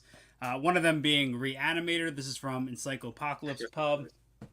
And then this one as well, which I was shocked to find because I actually had this when I was a kid. The novelization by Stephen Han of Freddy vs. Jason. Cool. I read this so many times when I was younger after that movie came out. I remember mine, pretty much the spine was gone. So to have this, I was very, very happy about. And of course, along with books, always the music to movies. I absolutely love a good score, and it's one of my favorite parts of watching a movie is listening to the music. And I have this really cool collector's edition, this weird 3D packaging of The Lost World Jurassic Park, the John Williams score, which in my opinion is actually better than the original Jurassic Park score. even though it contains most of that music. But just the little additions are nice, so this is a really cool collector's one. And then I couldn't not show this one off. It is Friday the 13th, the final chapter, done by Harry Manfredini. Of course, this is signed by him as well. Nice. That's a hell of a signature. Super happy to have that one. And then, of course, along with books, anything related to movies, anything at all, I want to read about, I want to learn about. And therefore, Erica and I are always collecting art books or behind the scenes, all kinds of stuff. And one of my favorites lately has been this one here by Howard Berger and Marshall Julius. It's Masters of Makeup Effects. Obviously, growing up a fan of horror, I loved watching the practical effects. Anything having to do with makeup or special effects. So this book accompanies me nicely. And then also as well, movies. You can see them all behind me. And there's one in particular that I wanted to show off just because it kind of stamps why I love collecting movies so much. And it is this Caligula double pack from Severin. And I tell you what, these movies do not deserve this treatment. This is absolutely overboard. But this is why I love movies. This is why I love collecting movies, because these little movies that should honestly kind of be thrown in a vault and forgotten about get a second and a third chance at life. And sets like this are incredible. And that's why all of us here, continue to collect and pretty much hoard this stuff until the day we die. So thank you. Well said, pal. Well said. And then we will be buried with them. Yeah. I loved that, though. That was a great video. So, yes, thank you, Chris. If you're watching, that looked awesome. Yes. That was great, Chris. Yeah, I totally forgot about novelizations of movies. That Freddy vs. Jason one, I'm like, ooh, I like that movie. I might want that book. Used to have the Dumb and Dumber novelization, not to brag about it. Not saying it's not a thing anymore. It still happens, but not to the extent it used to. They used to novelize. I can't even speak, but they used to do it for almost everything. It felt like now they did for sure. They'll do it for. You get the movie and it would say on the back of it, like, read this novel by XYZ company on everything. Yep. And Mark, you didn't really miss it so much as this guy is. I'm the surprise, I guess. Oh, yeah. Sorry to disappoint everybody. He is an official member. Chris, what a great guy. Absolutely. I think I missed the surprise. Yeah, Derek is the new member. Mm-hmm. Yep. Hell yeah. That's awesome. We'll see how long, but yeah. If he spoils 2 more movies, he's out. It's okay. He's not gonna watch it anyways. Right. Okay. So we are now going into the next segment, Hollywood Spotlight, TV actors or producers. Anything TV related is up for game, and we're going to focus on one person and go over why we love what they've given us in the world of TV, but can also spread to movies. Some of them have done both, but yeah, they matter to TV, so that's our focus. So Hawk, take it away. All right, I'm ready to go. All right, let me pull this up here. So again, I like to show off each of my things, starting off with the Funko version of that person, and mine is Michael J. Fox. I just saw today, y'all, and I cannot tell you how beautiful and moving the special Still was. Has anyone seen Still, the Michael J. Fox story? No, I'm gonna watch it soon. It's so freaking well made. Like they even get like behind the scenes when he was like auditioning and like when the producers are sitting there watching him audition. I'm like, where did all this archival stuff come from? It is incredible, and that just got me thinking. More and more that he had to be the one I talked about. And I mean, he was dead broke as broke could be. And he auditioned for, Family Ties with like no money, about to give up. We've heard this story, I think. And Gillian Anderson had a similar thing. She was done leaving town. And then somebody said, wait, these people at X-Files want to see it. The same thing happened to him. And he went in and even the producer was like, I don't want this kid. I don't want him. And they kept pushing for him because there was something about him. And then sure enough, they hire Michael J. Fox. They do the test audience with the very first episode of Family Ties, which I loved growing up. One of my all-time favorite sitcoms ever. And he blew him away. His comic timing was impeccable, as we all know it is, which is why Spielberg wanted him for Back to the Future. And then the rest was history. He became so good on the show that the show is intended for the parents. It's supposed to be the parents' show, kind of like the Cosby Show. It's the parents, and the kids are there to service that. But Michael was so good; it all centered around him, and we got all this good stuff because of that. You know, we got here. I'll just rattle through some of this. Because of that, we get Back to the Future. Same year, back to back, Teen Wolf, the number 1 and number 2 movie of that week was. Now, Teen Wolf still couldn't dethrone Back to the Future, which was kind of funny. But then we get great movies like Doc Hollywood, The Hard Way, of course, Secret of My Success, and a really great drama, if you guys haven't seen it, which is Casualties of War with Sean Penn.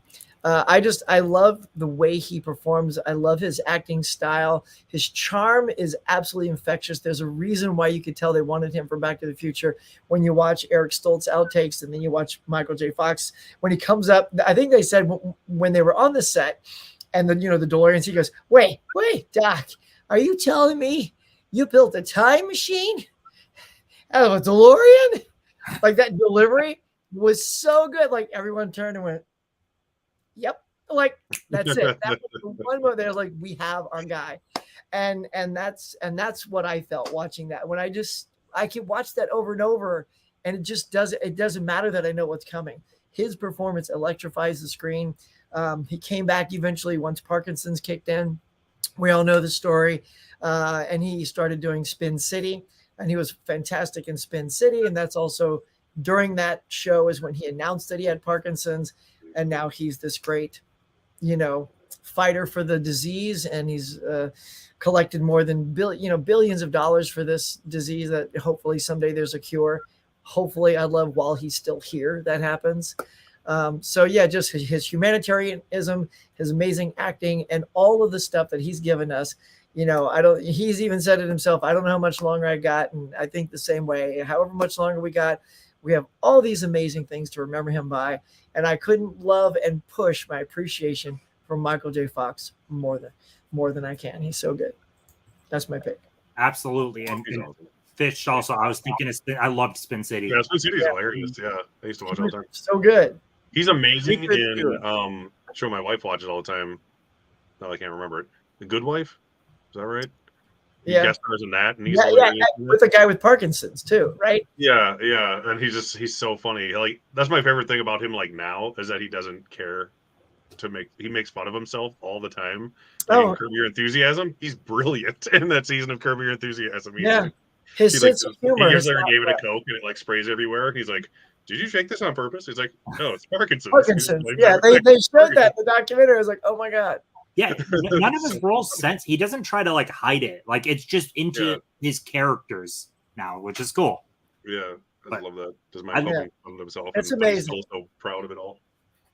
I love that choice. That's a tough one to pass or surpass, I should say, Mike. He hit the emotional heartbeats. I don't even know. Mine can't. I know. I definitely cannot follow that up. We'll try. Yeah, it's on Apple TV. The only downside, my wife and I were talking, is it's on Apple TV, which doesn't have as big of an outreach as say like Netflix or Prime. But I mean, if you have a friend that's got it and they'll let you borrow their password, I mean, it's so great. If you love Michael, and like you guys, like Derek, you just said, he's never lost his sense of humor. He has this disease and he'll make a joke. Like he doesn't like the woe is me thing. Even his family does not like woe is me him. They're just, all right. Who's next? Love that. All right, Mike. All right. So I have definitely not seen everything this person has been into because his filmography is like a mile long. Seriously, look up this person. But I will spotlight Adam West, of course, the Batman from the 60s show, which I do not have that box set. I think Huck and Derek, you guys probably have that amazing box set if you want to show it off. But yes, I did not grow up with that show, obviously. But going back and watching some episodes of it, it's just fun, campy 60s-ness, and the movie is great as well. So I enjoyed it for what it is. Like I said, it's a little bit more campy than, today's modern superhero fare, but for the time, it was perfect. And actually, it's still one of the best Batmobiles of all time in that show. So really awesome show. And then after that, pretty much what I've known him from growing up on is Family Guy. Yes, Family Guy. Him as the mayor is just absolute hilarity gold. His voice is excellent in that show. I don't know if you guys are all Family Guy fans out there. Any Family Guy fans? Oh yeah, Adam Wee. Yeah, he just plays himself. In the show. He just kind of shows up and does some wacky stuff, and it's just so entertaining. And so he's pretty much been in Hollywood his whole life. And I guess to kind of go at the emotions, I don't know if you guys ever saw that documentary of how he got his Hollywood star. Did anybody see that one? I think it was streaming at one time. It was so good. It took him the longest time to get a Hollywood star, but he kept at it. He would have people, dress up in Batman and Robin outfits to go deliver the application to the Hollywood people. That's so great. Really try to convince them to get, because they weren't giving him a star for the longest time. I didn't get it because he was so well deserving and in Hollywood for the longest time. And then another recommendation from him, I think this is the last movie or project he worked on as a voice acting talent, Batman vs. Two-Face. They bring back a lot of the 60s cast from that show. Really, really cool. Gives you all that 60s vibe. If you love that show, you're going to love this movie in animated form, of course. But his voice is so excellent as Batman. I mean, you can't beat that, right? But then he just appears in the most randomest things. Like in King of Queens, he shows up in an episode, which he's awesome in. So I love that. And then my other favorite sitcom, even Big Bang Theory, he shows up in an episode of that. Yeah, and so he's just all over the place. And he is absolutely amazing. So that's what I remember from Adam West. But I'm sure everybody else can chime in and throw a little bit more out there, as you probably have more experience with Adam West. But that's who I chose. There you go. And by the way, can I applaud your subtle banger of TV shows you just pulled out? Like the full set of King of Queens and the giant set. I mean, come on. Kind of like on and off with those. Those were very impressive. Nice TV sets. Yeah, Big Bang Theory. People like to hate on Big Bang Theory. I think it's hilarious. I don't have much. I love Big Bang Theory. Those. That's now you've pretty much seen every TV thing I own. Right, yeah. I don't have a lot there, but perfect. I have a couple of sitcoms that I love. But Big Bang Theory, I don't know why people hate on it. It's amazing. No, that's what I loved about Seth MacFarlane is that when he loves somebody, he went to Adam West and he's like, I have the perfect thing for you. And Adam was so game for it, And, when he passed, he did such a loving thing with Adam West. And that's how you know him really. And that's a lot of people probably know Adam West is from that, And so, yeah. In fact, when he passed away out here in near the Wilshire area, they projected, I don't know if you guys saw in the news, but they projected his bat symbol, just the one that he had was just up on the building with the dates that he lived and died. And it was a big thing. It's way too far away from where I live, but I had it on live and I watched the ceremony live. It was beautiful. A friend of mine made it out there with his daughter. But that's how special he was, that people quickly coordinated an event to go and remember Adam West. I'm like, oh, man, so cool. So nice. Cool. Good pick, man. Yes, I love that one. Clearly, I already showed him off. All right, Derek. Let's not forget about Adam West's wonderful performance in Zombie Nightmare as well. I just want to throw that out there. Go watch Zombie Nightmare. I think I'm thinking of the right movie. Yeah, I'm going with not an actor. I'm going with a producer / creator of a show. My favorite show of all time. If you watch anything I do, you probably know what I'm talking about. And that would be Matt Groening, who created The Simpsons, and then later another amazing show, Futurama, and then some disenchanted show nobody talks about. But we do. I've literally been watching Simpsons since it first aired in 1989 when I was 4 years old, and it's been on for 34 years. I think it's on season 34 or whatever it is. It's ridiculous, but it is clearly my all-time favorite show. I'm sporting my Simpsons glass, one of many. I've got my nothing at all stupid sexy flame. Oh my god. Wow. I also have a Billy and the Clonosaur shirt that I was going to wear, but I wore that on my last stream I did, so I chose this one instead. Yes. Nothing at all. Nothing at all. Nothing at all. Oh, yeah, that's amazing. And that's post season 10. People say it's only good through the 10th season. Season 11, everybody. Oh no, there's sexy Flanders. But yeah, he won 13 Emmys during the course of The Simpsons. It's been on for 700 plus episodes now. It's ridiculous. But I've already known The Simpsons And then I used to watch the old Tracy Ullman show on Comedy Central, the reruns with my sister, and that's where The Simpsons started, where he did those little animated snippets between sketches, and they look atrocious, and they make fun of them in the 138th Simpsons episode Spectacular during like the 5th or 6th season they did. And that's one of my all-time favorite episodes, just because it's him making fun of himself, essentially.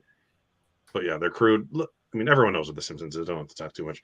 But he named the family after his own family. His dad was Homer. His mom was Marge. His sisters were Lisa and Maggie. The only name he changed was himself. And even his sons are Homer and Abraham Groening. So I thought that was adorable. Yeah, the first episode was the Christmas episode. It was a holiday special before it turned into a series. And they've had platinum albums based on The Simpsons. I owned Simpsons Sing the Blues and the Simpsons Holiday Special album when I was a kid. All fantastic. But Futurama is like a gem of a show that I wish I would have watched more when it was on. I have the first 4 seasons of it. I think that's the only ones I have. The original run of the show, essentially. It lasted, 4 seasons on Fox? Right. And then it disappeared for a few years. And it had the best series finale on Fox. And then it came back at Comedy Central for like another 4 years or so. Right. And then it had the best series finale again. It's the only show in the history of the world with 2 perfect series finales. I don't know how they managed it. And I like completely forgot about this until like my friends reminded me a month ago that it's coming back again in July. I think it's going to be on Hulu. There's going to be another Futurama series. So I'm extremely excited for that to come out. I think July 24th is when it airs. So Matt Groening is a brilliant guy, even though he's only really made like 3 things in his life. 2 of those things like have stood the test of time more than any other TV show could dream of doing. So that's why I love me some Matt Groening, and especially The Simpsons. I could go on for like a week and a half straight about The Simpsons, but you should do a video on that. Maybe someday. Derek, I'm so glad you also mentioned Futurama. I love Futurama. That is one of my favorite of all time. And look, you're right. While you were doing that, I looked it up for you. 34 seasons and 750 episodes. It is the #1 longest running American TV show. Yep. Yeah, it's that's not like a weekly thing. Yeah. Besides, like talk shows and such. Right, talk shows and what did you call them? Daytime dramas when those like Monday Night Raw, things like that. Yeah, I didn't even know the series ended. I thought it was still going, but they already had a series finale, you said? The Simpsons? Futurama. The Simpsons still going, right? Yeah, Simpsons still going. Futurama ended. It's the reason I guaranteed like Disney Plus. I'm like, cool. And then as soon as they announced every episode of The Simpsons is on there, I'm like, all right, I got it. I'm buying it for that. I fall asleep to it every night. Not even kidding. Oh, nice. But a lot of the episodes are censored, right? And edited from at least. No, there's one episode that they removed, the Michael Jackson one. # buy physical media for season 3 of The Simpsons. But other than that, I think they're all on there, as far as I know. I will say for Futurama, by the way, one episode made me pretty much almost cry more than any other like animated anything. Oh, here comes Jurassic Park. Jurassic Park. Yep. Oh my god. That episode is crushing, man. Oh my god. It really is. And they keep referencing it later on. My favorite episode though is the Roswell That Ends Well. That's my favorite episode of. That's amazing. Futurama. That's the one that I think finally won their Emmy, their writing Emmy, where he goes back in time and he's like his own grandpa or whatever. That was amazing. It's so funny. And they even did like a Star Trek one where they had all the original actors except for Scotty because he refused to do it. Oh, funny. Came on. And of course, DeForest Kelly had already passed away, Bones. So every time Bones is about to speak, he goes, and another actor cuts him off. Oh my God, that's so great. And then that's a good one. Yeah. Instead of Scotty, they had Welshie. Welshie, who's the only one to die. Yeah. That's funny. I assumed like he had passed away by the time it came out. I didn't realize he still wanted to do it. That was the joke. Yeah, they came up with Welshie. Welshie. I mean, it's so good. Oh, I love that. that. Yeah, that sounds good too. Now I want to watch Futurama. My wife and I have been talking about it like legitimately very recently. Like, we need to rewatch that. So good. All right. Well, Sam, I think everyone kind of probably already knows the direction I'm going. I'm going with this guy right here. The chin. Yeah. Look at that chin, man. Look at that chin. Look at it. Great book, by the way. That is a great book, by the way. It really is. Yeah. So you already know I showed that, which TV-wise, I'm not even pulling any movie stuff. We already know a bunch of his movie stuff. We already know Evil Deads and stuff. Yeah, we're focusing on television with one of my all-time favorite shows. I can't tell you how much I freaking love Burn Notice. I adore this show. Like, yes, I'm not even joking. It's one of my favorite shows of all time. It's so good. Sam Axe kind of comes in as like he's not as big of a character at first, but as the show goes, he becomes like a major player. So good. He's great in that. Oh, so good. Earlier in his career, yeah, Adventures at Briscoe County Jr. Love that. He had another show called Jack of All Trades, which I don't actually have the physical for. I need to get that at some time. He did movies, lots of TV movies, like Tornado. What? Is there a dance for that too? Tornado, go Tim. Tornado spinning around, tornado. I can't. I lost. Somebody clip that right now. Now we all kept our mouths shut so that could be a crystal clear sound bite. Now I'm sure Bob's already turned it into something. He also did lots of like one-offs in a lot of shows. Like he did a one-off episode of X-Files, a one-off episode of Charmed, like 15 episodes of Xena. Hercules also. He was an absolute major player in the TV space. Movies, plenty of movies, but if you're picking something, he's a TV guy. TV is where his bread and butter. He was in the Fargo television show. Yeah, he played Ronald Reagan. Yeah. He's been in all types of. There's another show I loved when I was on called The Librarians. He played Santa Claus in that. Yeah, he played Santa. Yeah, he played Santa. My wife watches that all the time. Played Elvis and Santa. That's amazing. Kate and Pause, did you see that episode? She watched Librarians. I love everything. Whenever he's in a show, I'm like, I love this so much. He's the reason I watched Burn Notice in the first place, and I fell in love with it. So nice. I'm very happy with talking. You good? Yes. Let's run through the chat here. Cal, how you doing, man? Let's see. Run through. There's a bunch of what's ups that Cal, because Cal is amazing. Adam West was in an episode with the Batmobile.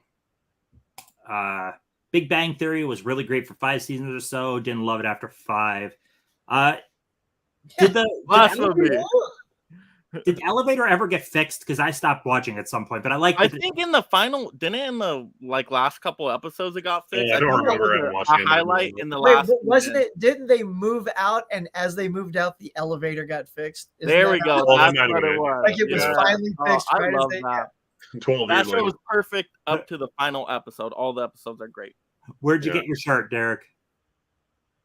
Oh God, ttheory.com. Like several years ago, I got a bunch of Simpson shirts from there that are weird and hilarious like this. Like my Billy and the Clonosaurus shirt, where it's the Jurassic Park, but it says Billy and the Clonosaurus instead. I have an Elf Pog shirt. That was the one I was going to wear if I couldn't find this one. I'm with you, Mark. I saw your comment. Yeah. Excellent. Exactly. Futurama was great. King of the Hill. Oh, I'm pumped about King of the Hill. Yeah, that'll be good. Yeah. Yeah, Simpsons movie is solid too. Yep. Especially because it came out 10 years after it should have. I have all the future Bender heads that hold all the seasons. Yes, that was. Oh, that's awesome. Was awesome. Oh yeah, the movies too. It had the good movies too. Yeah, the movies that were turned into the series essentially after the fact. Jurassic Park. I was 13, bawling my ass out. Oh my God. It's so adorable. Oh, that episode, man. I love Star Trek Futurama. So good. How you doing, Roger? How you doing? Still need to see Evil Dead 2. No problem. It's there. Take your time. It ain't going anywhere. Bruce, yes, Bruce was in one episode of X-Files. Yeah, I remember that one actually, yeah. Is The Man with the Screaming Brain with Bruce Campbell worthy? Watching, if you like Bruce Campbell. It's not a good movie. But yeah, I remember it being terrible other than it had Bruce Campbell. It's objectively shit, but it's Bruce Campbell. It's fun for me. But I there's not meant. I would actually recommend this, but I think a lot of made-for-TV disaster flicks are actually pretty solid, regardless of the actors. I like disaster flicks. Yeah, it's not bad. It's good for a TV I mean, it's not a ripoff because it actually came out first of Twister. It has Ernie Hudson in it too. Ernie Hudson, that's a big Twinkie. Yep. Yeah, she saw that episode with Bruce. Oh, nice. Okay, she got me beat on that one. Comic Book Men, loved Comic Book Men, loved watching. Yeah, I love that show. So good. Burn Notice is good. Hell yes. My name is Michael Weston. I loved how every episode started with that. You should put that on t-shirt. Objectively shit. Tornado looks more fun. I got Jack of all trades. $3. Hell yeah. Oh, nice. That's a score. Yes. Yeah, because there's only Jack of all trades. That was a few seasons long, wasn't it, or was it just one season? One season. No, well, that should be easy to collect. That's in Bruce theory. had a curse. Basically, he couldn't get past season 1, like of his own show. Yeah. Get past season 1. So Burn Notice was a huge deal for him when that show. He didn't think it would last, and it just kept going and going. As a quick before we go to the next segment, for anyone that doesn't know, there's also a TV movie, The Fall of Sam Axe, which thank you to Huck. He that's been way out of print, and he gave me a heads up when Best Buy put it in stock for it was not much money at all. Oh yeah, like on Blu-ray, it was for one day, and I told him, and I had to quickly order mine first because I didn't want to lose it. And then I called him real quick. I'm like, dude, I know you love this show. It is on Blu-ray. I don't know how it came back in stock because I've had it in a wish list for a year, and then just suddenly it came up, and then after we bought it, it's out.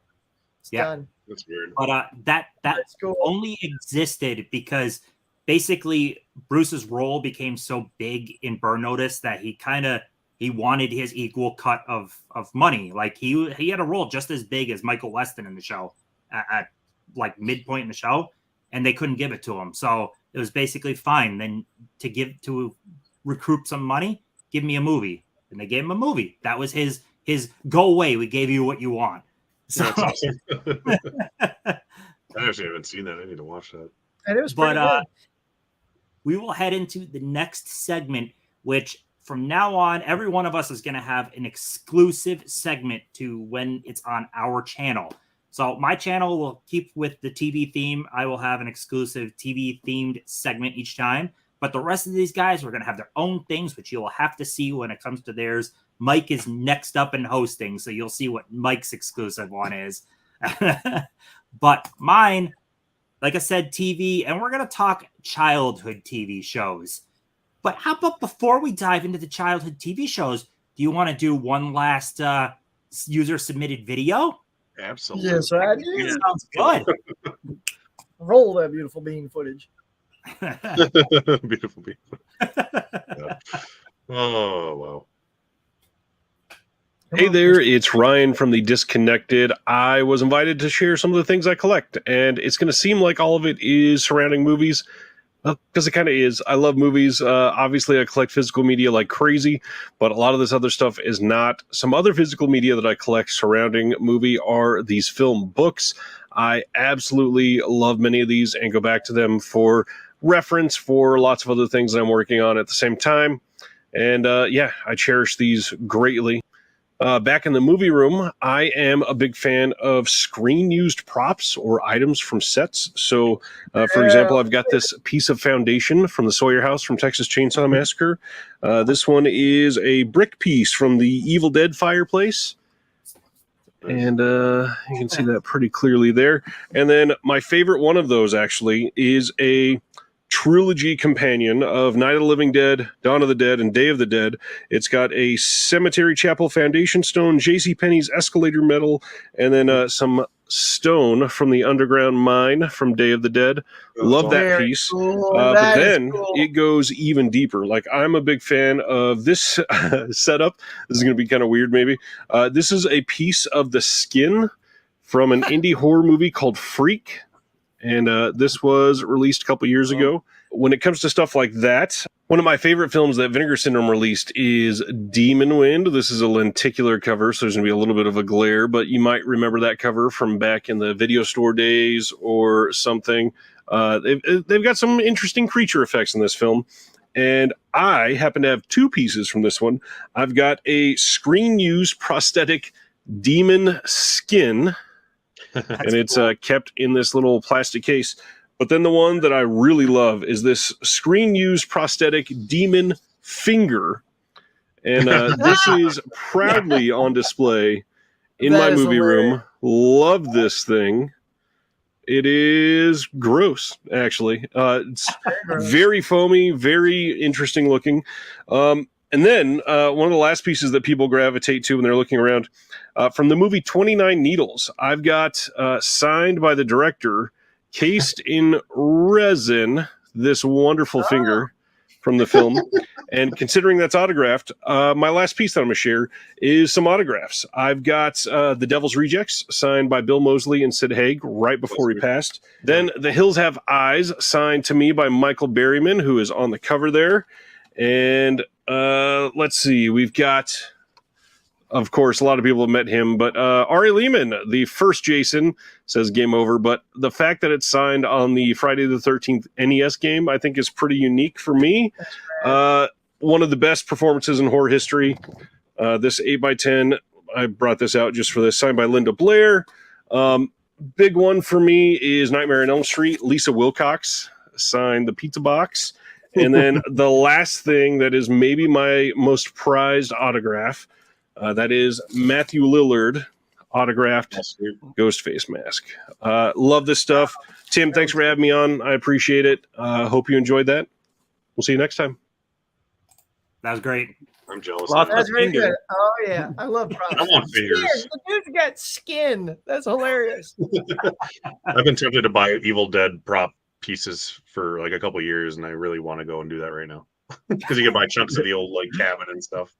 Yeah, they actually tried to keep that pretty secret where it was, but once fans found out where it was, Bruce talked about in his book, fans basically tore that place apart, just taking little pieces of it. I don't blame them. Yeah. So they said, let's get down there, break it up ourselves, and sell pieces. Pretty much, because it's not like it was a set. They just rented a cabin in the middle of nowhere. It's like it wasn't a set. So this random cabin was sitting there after they were done with the movie. It was in the middle of like nowhere. Yeah, it looks like it. Like the one that didn't burn down, I assume you mean. Wow. I love the 3-pack you have with the three different. Oh, that's the nuggets. You ever go to that mall, Tim? You're reasonably close to that, I imagine. Which mall? The Monroeville Mall. Are you close to that? Kind of. I don't know. It's in Pennsylvania, I think, isn't it? Or am I insane? I mean, Pennsylvania. So it's like 5 hours to go across to Pittsburgh. So it depends where in the state it is. So you're saying it's worth driving to? All right. right. A zombie mall or a zombie show thing there. It's cool. Let's start with our childhood TV shows. Kick this off with Huck. What'd you love as a kid? All right, look, little Huck, man, when he's all hanging out on Saturday mornings, when they had Saturday morning cartoons, and the only time you could enjoy those was Saturday morning. And man, you could get your bowl of cereal, you plop down, parents are sleeping, 6 a.m. I'm up, ready to go. Like, you don't want to get up on school day, right? But Saturday mornings, you're up and ready to go. The good stuff really started at 7. So you want to get up before that and get ready. And so I was a huge fan of the cartoons, much like Scooby-Doo. We mentioned that earlier, big Scooby-Doo fan. But this one show, if you're a superhero fan, like me and like Mike, although this is before Mike's time, yes, I love the cartoon Super Friends because it had all the good ones on it. But live action came on at one point, right? By Filmation, I believe. And they put up this show, and that was Shazam, right? Oh my God. This was the first live action. Yes, back in the day, you had the original George Reeves Superman and then the Kirk Allen Superman. You got some of those things and the Captain Marvel. But as far as like modern day color, getting into the superhero genre, DC kicked it in first. This was before Wonder Woman. This was before Hulk. So all that jazz. And it was, Jackson Boswick playing Captain Marvel. And he even got injured at the beginning of season 2. So they picked this other actor here for season 2. It was kind of like this husky dude. He always looked kind of fat to me in the costume. So it was a little bit like even as a kid, I'm like, where's my Shazam? Like they probably think, oh, kids just want to see the character Shazam. But no, as a kid, I could tell the better actor was replaced. And then it was 2 and done. And then it also had, let's see if it's got the it also had a combo thing because then this created it's sort of like when Hercules came out, then Xena came out, or when Shazam came out. This is the DVD, by the way. they did ISIS, oh mighty ISIS, right? And then they had the ISIS TV show. And then, of course, you got to have a crossover because it was done by the same people. So when you get Shazam live action and ISIS, was really hot, by the way, like 8-year-old Huck, I'm like, yeah, girl, right? So when they did a crossover, that was super good. So needless to say, when the Zachary Levi movies came out with Shazam, I was super excited because of that. I've always been a big fan of Shazam, and those were really great too. So now I've got the memory of loving that show as a kid, because I mean that was like live action superheroes, man. It's before all the Marvel, all the DCEU, before Christopher Reeve Superman and the Michael Keaton Batman. We had that, and so that's one of my super fun childhood memories. Yeah, baby. Memories. I can't. No. Loved that choice though. Gotta love when stuff hits you in the memories though. Yeah, I didn't think I did Star Trek, but yeah, I had to dig the real child one. Like this is a whole life right here, and I talk about it a lot, but no one knows about this. I thought I'd share that. Nice. Hey Chandler. All right, Mike, are you ready? Yes, I'm always ready, of course. So I already talked about this one just a little bit, but the King of Queens, I would always watch this one when I came home from school. This is a hilarious show, the best sitcom of all time. You got Kevin James as Doug. He is so funny. And then, of course, his wife. I mean, this like Lily is like me and Amazing Anna every day. Absolutely comedy gold. And then Jerry Stiller. I didn't even know this was Ben Stiller's dad for the longest time, but he is so funny as Arthur in the movie. Oh my goodness, you laugh every time he's on screen. Totally steals the show. But you got everybody in this show. You even got Patton Oswalt right there. He's great in the show. Spence. The whole cast is amazing, super funny. You can turn this show on anytime and just laugh super hard. So King of Queens, I love it. Do you guys love this one?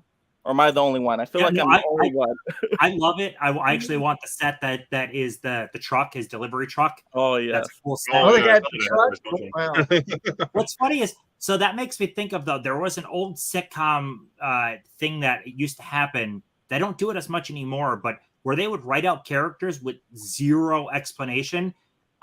She actually had a sister in the show in the very beginning of the show, and the sister just vanishes. We never hear another word, and all of a sudden she's a single child. She had no sister. Yeah, because the sister stuff did not work at all. You watch those episodes, it's like she's in a whole different kind of TV show, and it's so weird and awkward, their conversations. So I'm glad they did get rid of her after those, beginning pilot parts. It's so weird though when a character is not like at least explained, like, hey, I'm moving to Canada or Mexico. Not explained at all. It's just like not in the next episode. Oh, also you get another cool TV actor in here. The Incredible Hulk shows up in one of the seasons, right? He's a reoccurring character in there, so he has some really funny moments. Oh, he's in a lot of shows. Actually. He's pretty major character. Yeah, like when he moves in as a neighbor, they're like, "Oh, who is that? Oh, that's incredible!" Oh gosh, it's so. Funny. He's actually plays Lou. Yeah, he's a reoccurring character in there. Yeah, himself. Oh, that's great. That's now if you guys remember the original Happy Days, but in season 1, Richie had an older brother, Chuck, who also vanished and has never been mentioned ever again. Season 2 started, no Chuck. Big old reunion episode, no Chuck.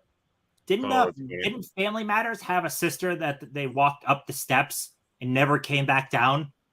Is that right? What? She's still up there. And I gotta mention, one of the funniest episodes in The King of Queens is when Spence, Patton Oswalt's character, he's going to a comic convention and he's like, okay, let's bring the Incredible Hulk. But then apparently he finds out, oh, Adam West, I can bring Adam West instead. So he has to let Luke down. And then it just becomes a whole dramatic thing. And Adam West, like, you don't turn on these people. And then they drop him off. Oh my God. It's so funny. That is I gotta see that. It's so good. That's good. That was good. I love the old Hulk show and stuff. It's great. I'm glad you guys are liking the TV talk. Said I don't feel we as a community talk TV near as much. So this has been a really fun night. I've been having a blast, and I love Lou Ferrigno, and I love him. Yeah, he's great in that too. Great movie. Well, he just plays himself and everything because he can. Saved by the Bell. Yeah, Saved by the Bell. Actually, a lot of characters they get introduced and they just never see him again. Yeah, it happens a lot with pilot episodes. like all the time. Like Seinfeld, Kramer's name changes and Elaine's not even in it. Tell us his chubby actors matter. Yeah, no, he was all right. How do you playing it, Mondo? All right, Derek, it's your turn. All right. Well, I teased these earlier, so I'll just say, we've got movie sign. I'd yell it, but my kid to sleep. I showed these little guys off. Mystery Science Theater 3000. It's not really a kid show, but it's close to home for me, literally, because it was a public access TV show in Hopkins, Minnesota, which is like 30 minutes away from where I live. And that's how it started. The first like 13 episodes or so started on public access, and then it gained traction, got really popular, went to Fox, and then eventually went to Comedy Central when it was called the Comedy Channel. And it lasted for 10 seasons, I believe, from 1988 through 1999. Went through a couple of different hosts. They made a movie. I love it. It's shorter than any episode of the show, which is the weirdest thing. I've always been a Mike guy. There's Mike guys and there's Joel guys. I've always been a Mike guy because Mike is the head writer of the show. So therefore, he's the funny one in the first place. You've always I'm a Mike guy for sure. I love the Mikes. Yeah. If you haven't, I talk about it all the time. If you haven't seen Mystery Science Theater 3000, it's hilarious. What it is it's Joel or Mike trapped in space on the satellite of love with his robot friends who are forced to watch bad movies and make fun of them as they watch them, essentially. That's how they keep their sanity. So if you like to watch bad movies and laugh at them and hear hilarious jokes, it's for you. So each episode is a full-length movie. It's like 95 minutes long, takes up a 2-hour time slot on TV. It's one of my favorite things ever. So I remember my dad, whenever we'd rent a movie, he'd say, "We got movie sign." I didn't even know what the hell he was talking about. And then when I got older, I started watching them more on my own. So it's like a lifelong childhood fascination. And now we have Riff Tracks, which has been around even longer than Mystery Science Theater was on the air. And it came back on Netflix for 2 seasons, and then they canceled it because Netflix is dumb. But those episodes are hilarious too, with Jonah as the host.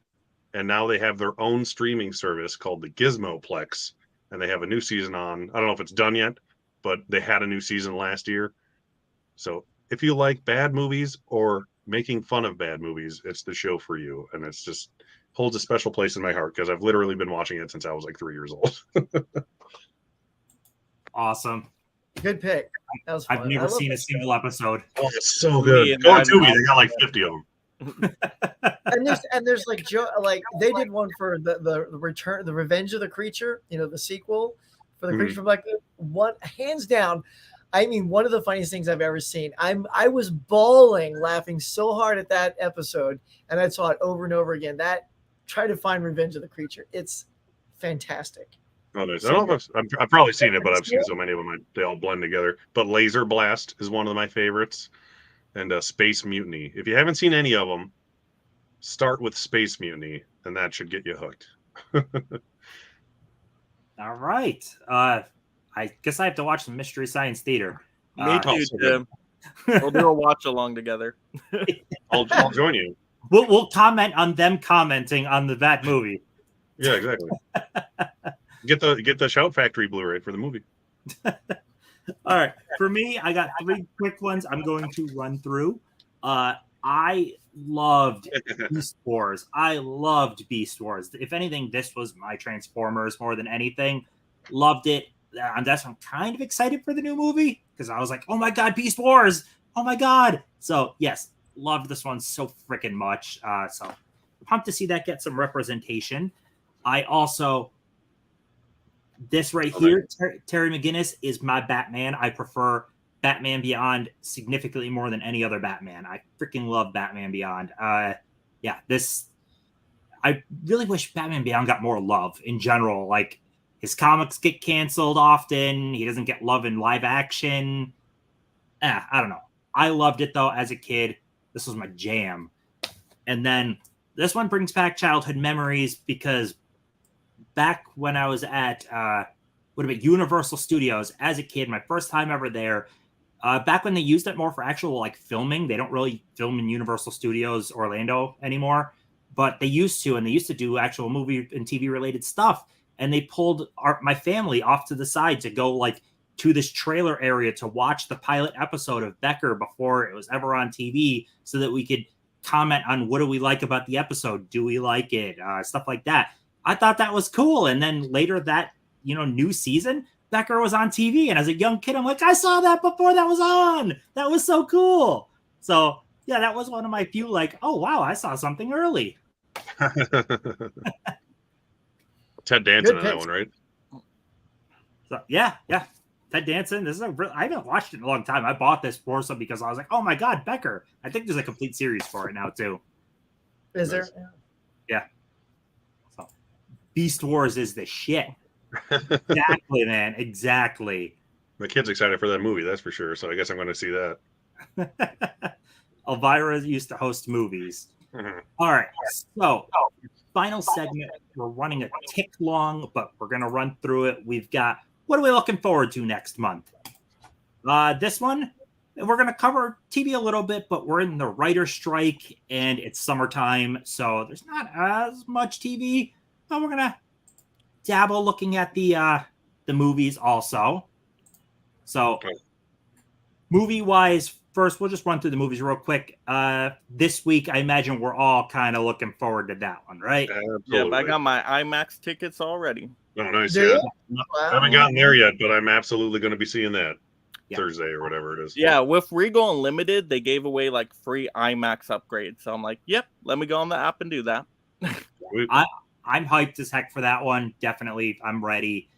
Might not for theaters, even though I said I'm excited. I don't know if I'm going to do theaters. I'll be watching. Maybe if it gets good reviews, right? That kind of thing. Anything for you guys here?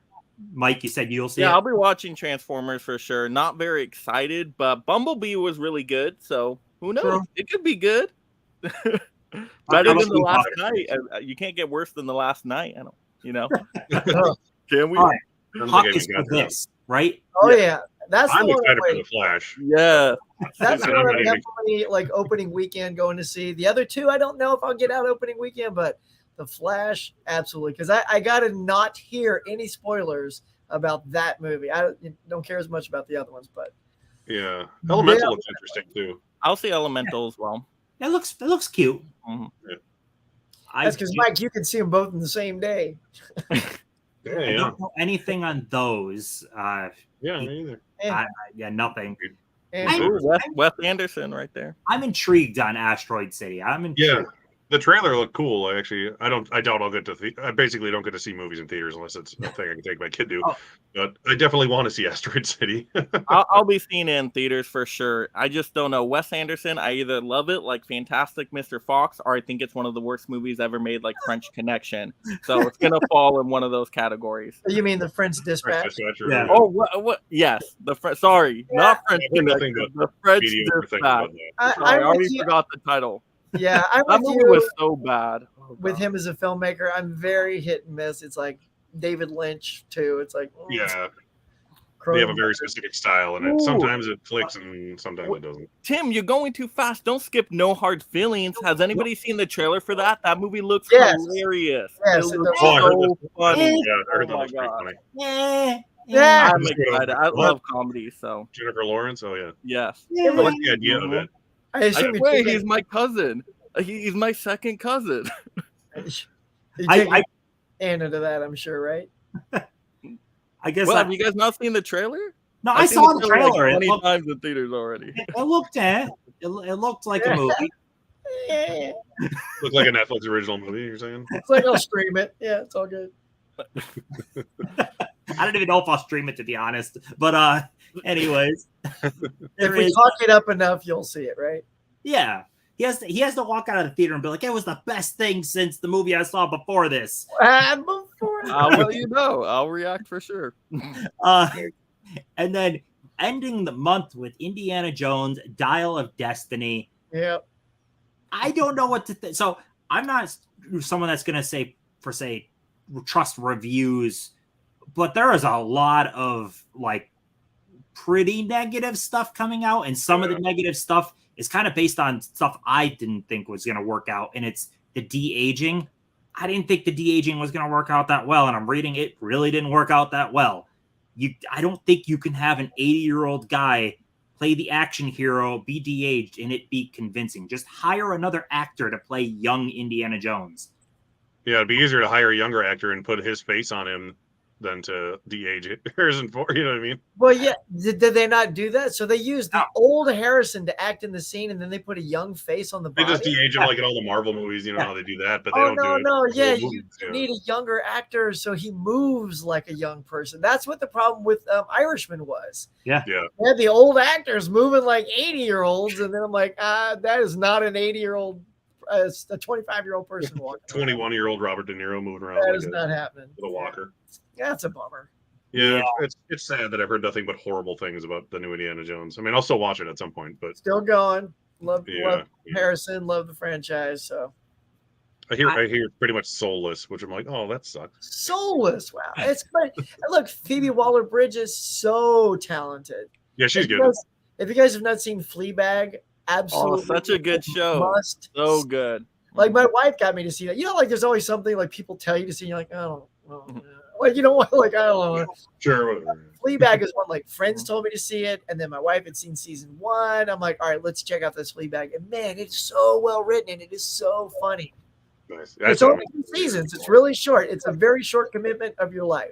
You know, and you got some raunchiness in there if that helps. Oh yeah, it's my kind of commitment. Short ones.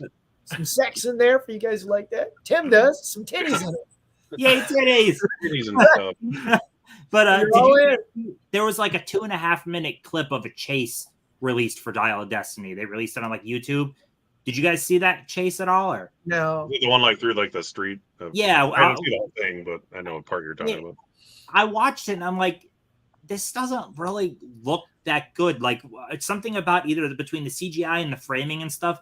Like it doesn't have that feeling that like Raiders gave me when he's climbing on the trucks and like it didn't give me any of those feelings. I watched it. I'm like, this is very fake and just doesn't look that good.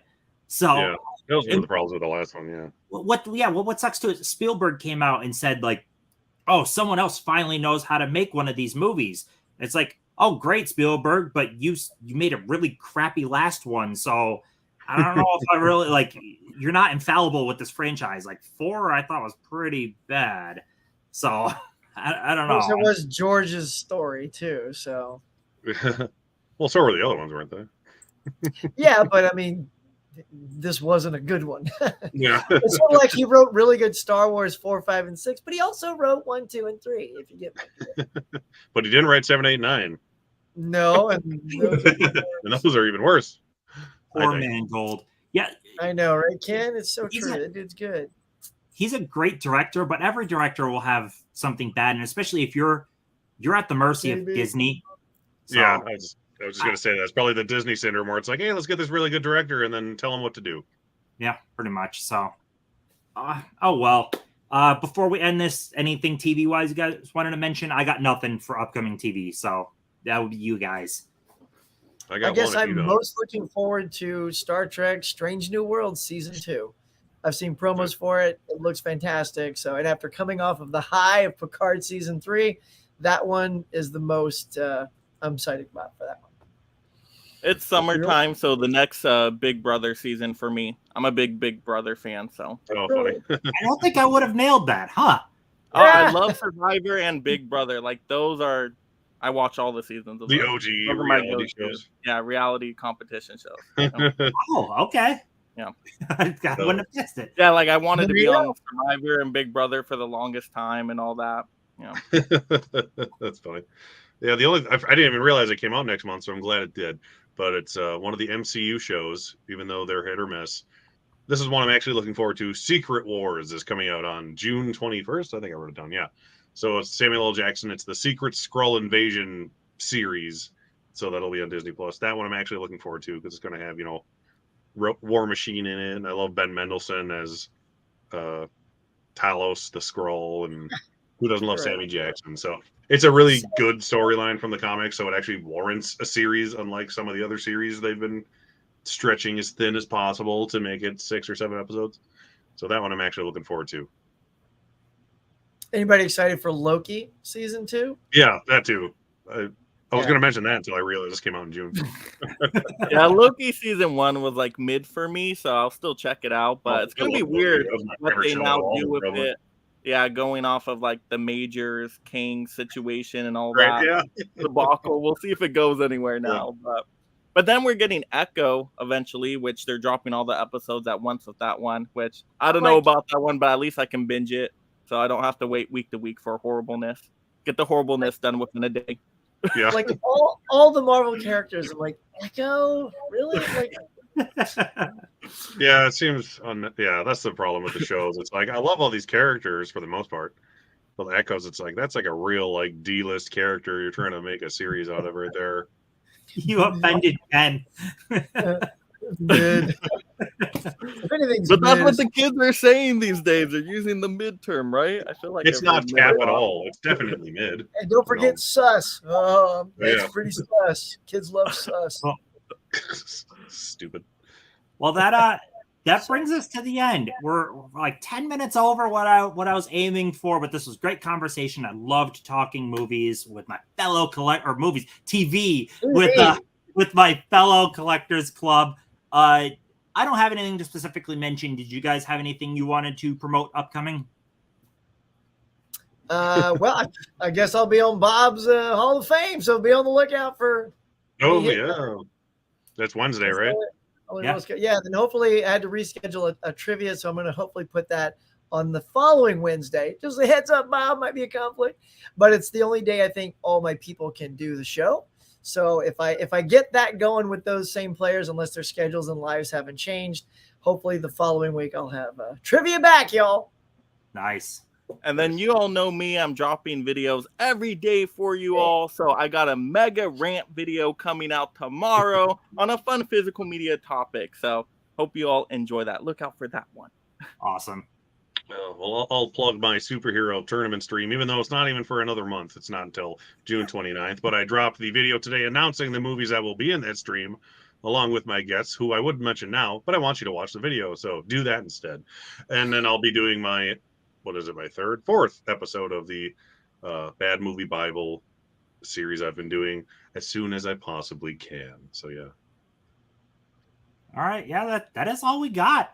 This has been a blast. So we will assemble again for an episode 4 in the future on Mike's channel. Mike will be up in this square right here, and he'll be running the show. So wait, hang on, Tim. Hold on. Before you sign off, tell them the challenge that you apparently need to go watch for me. Tell them about it. I already completed it. Mike did. You know that one.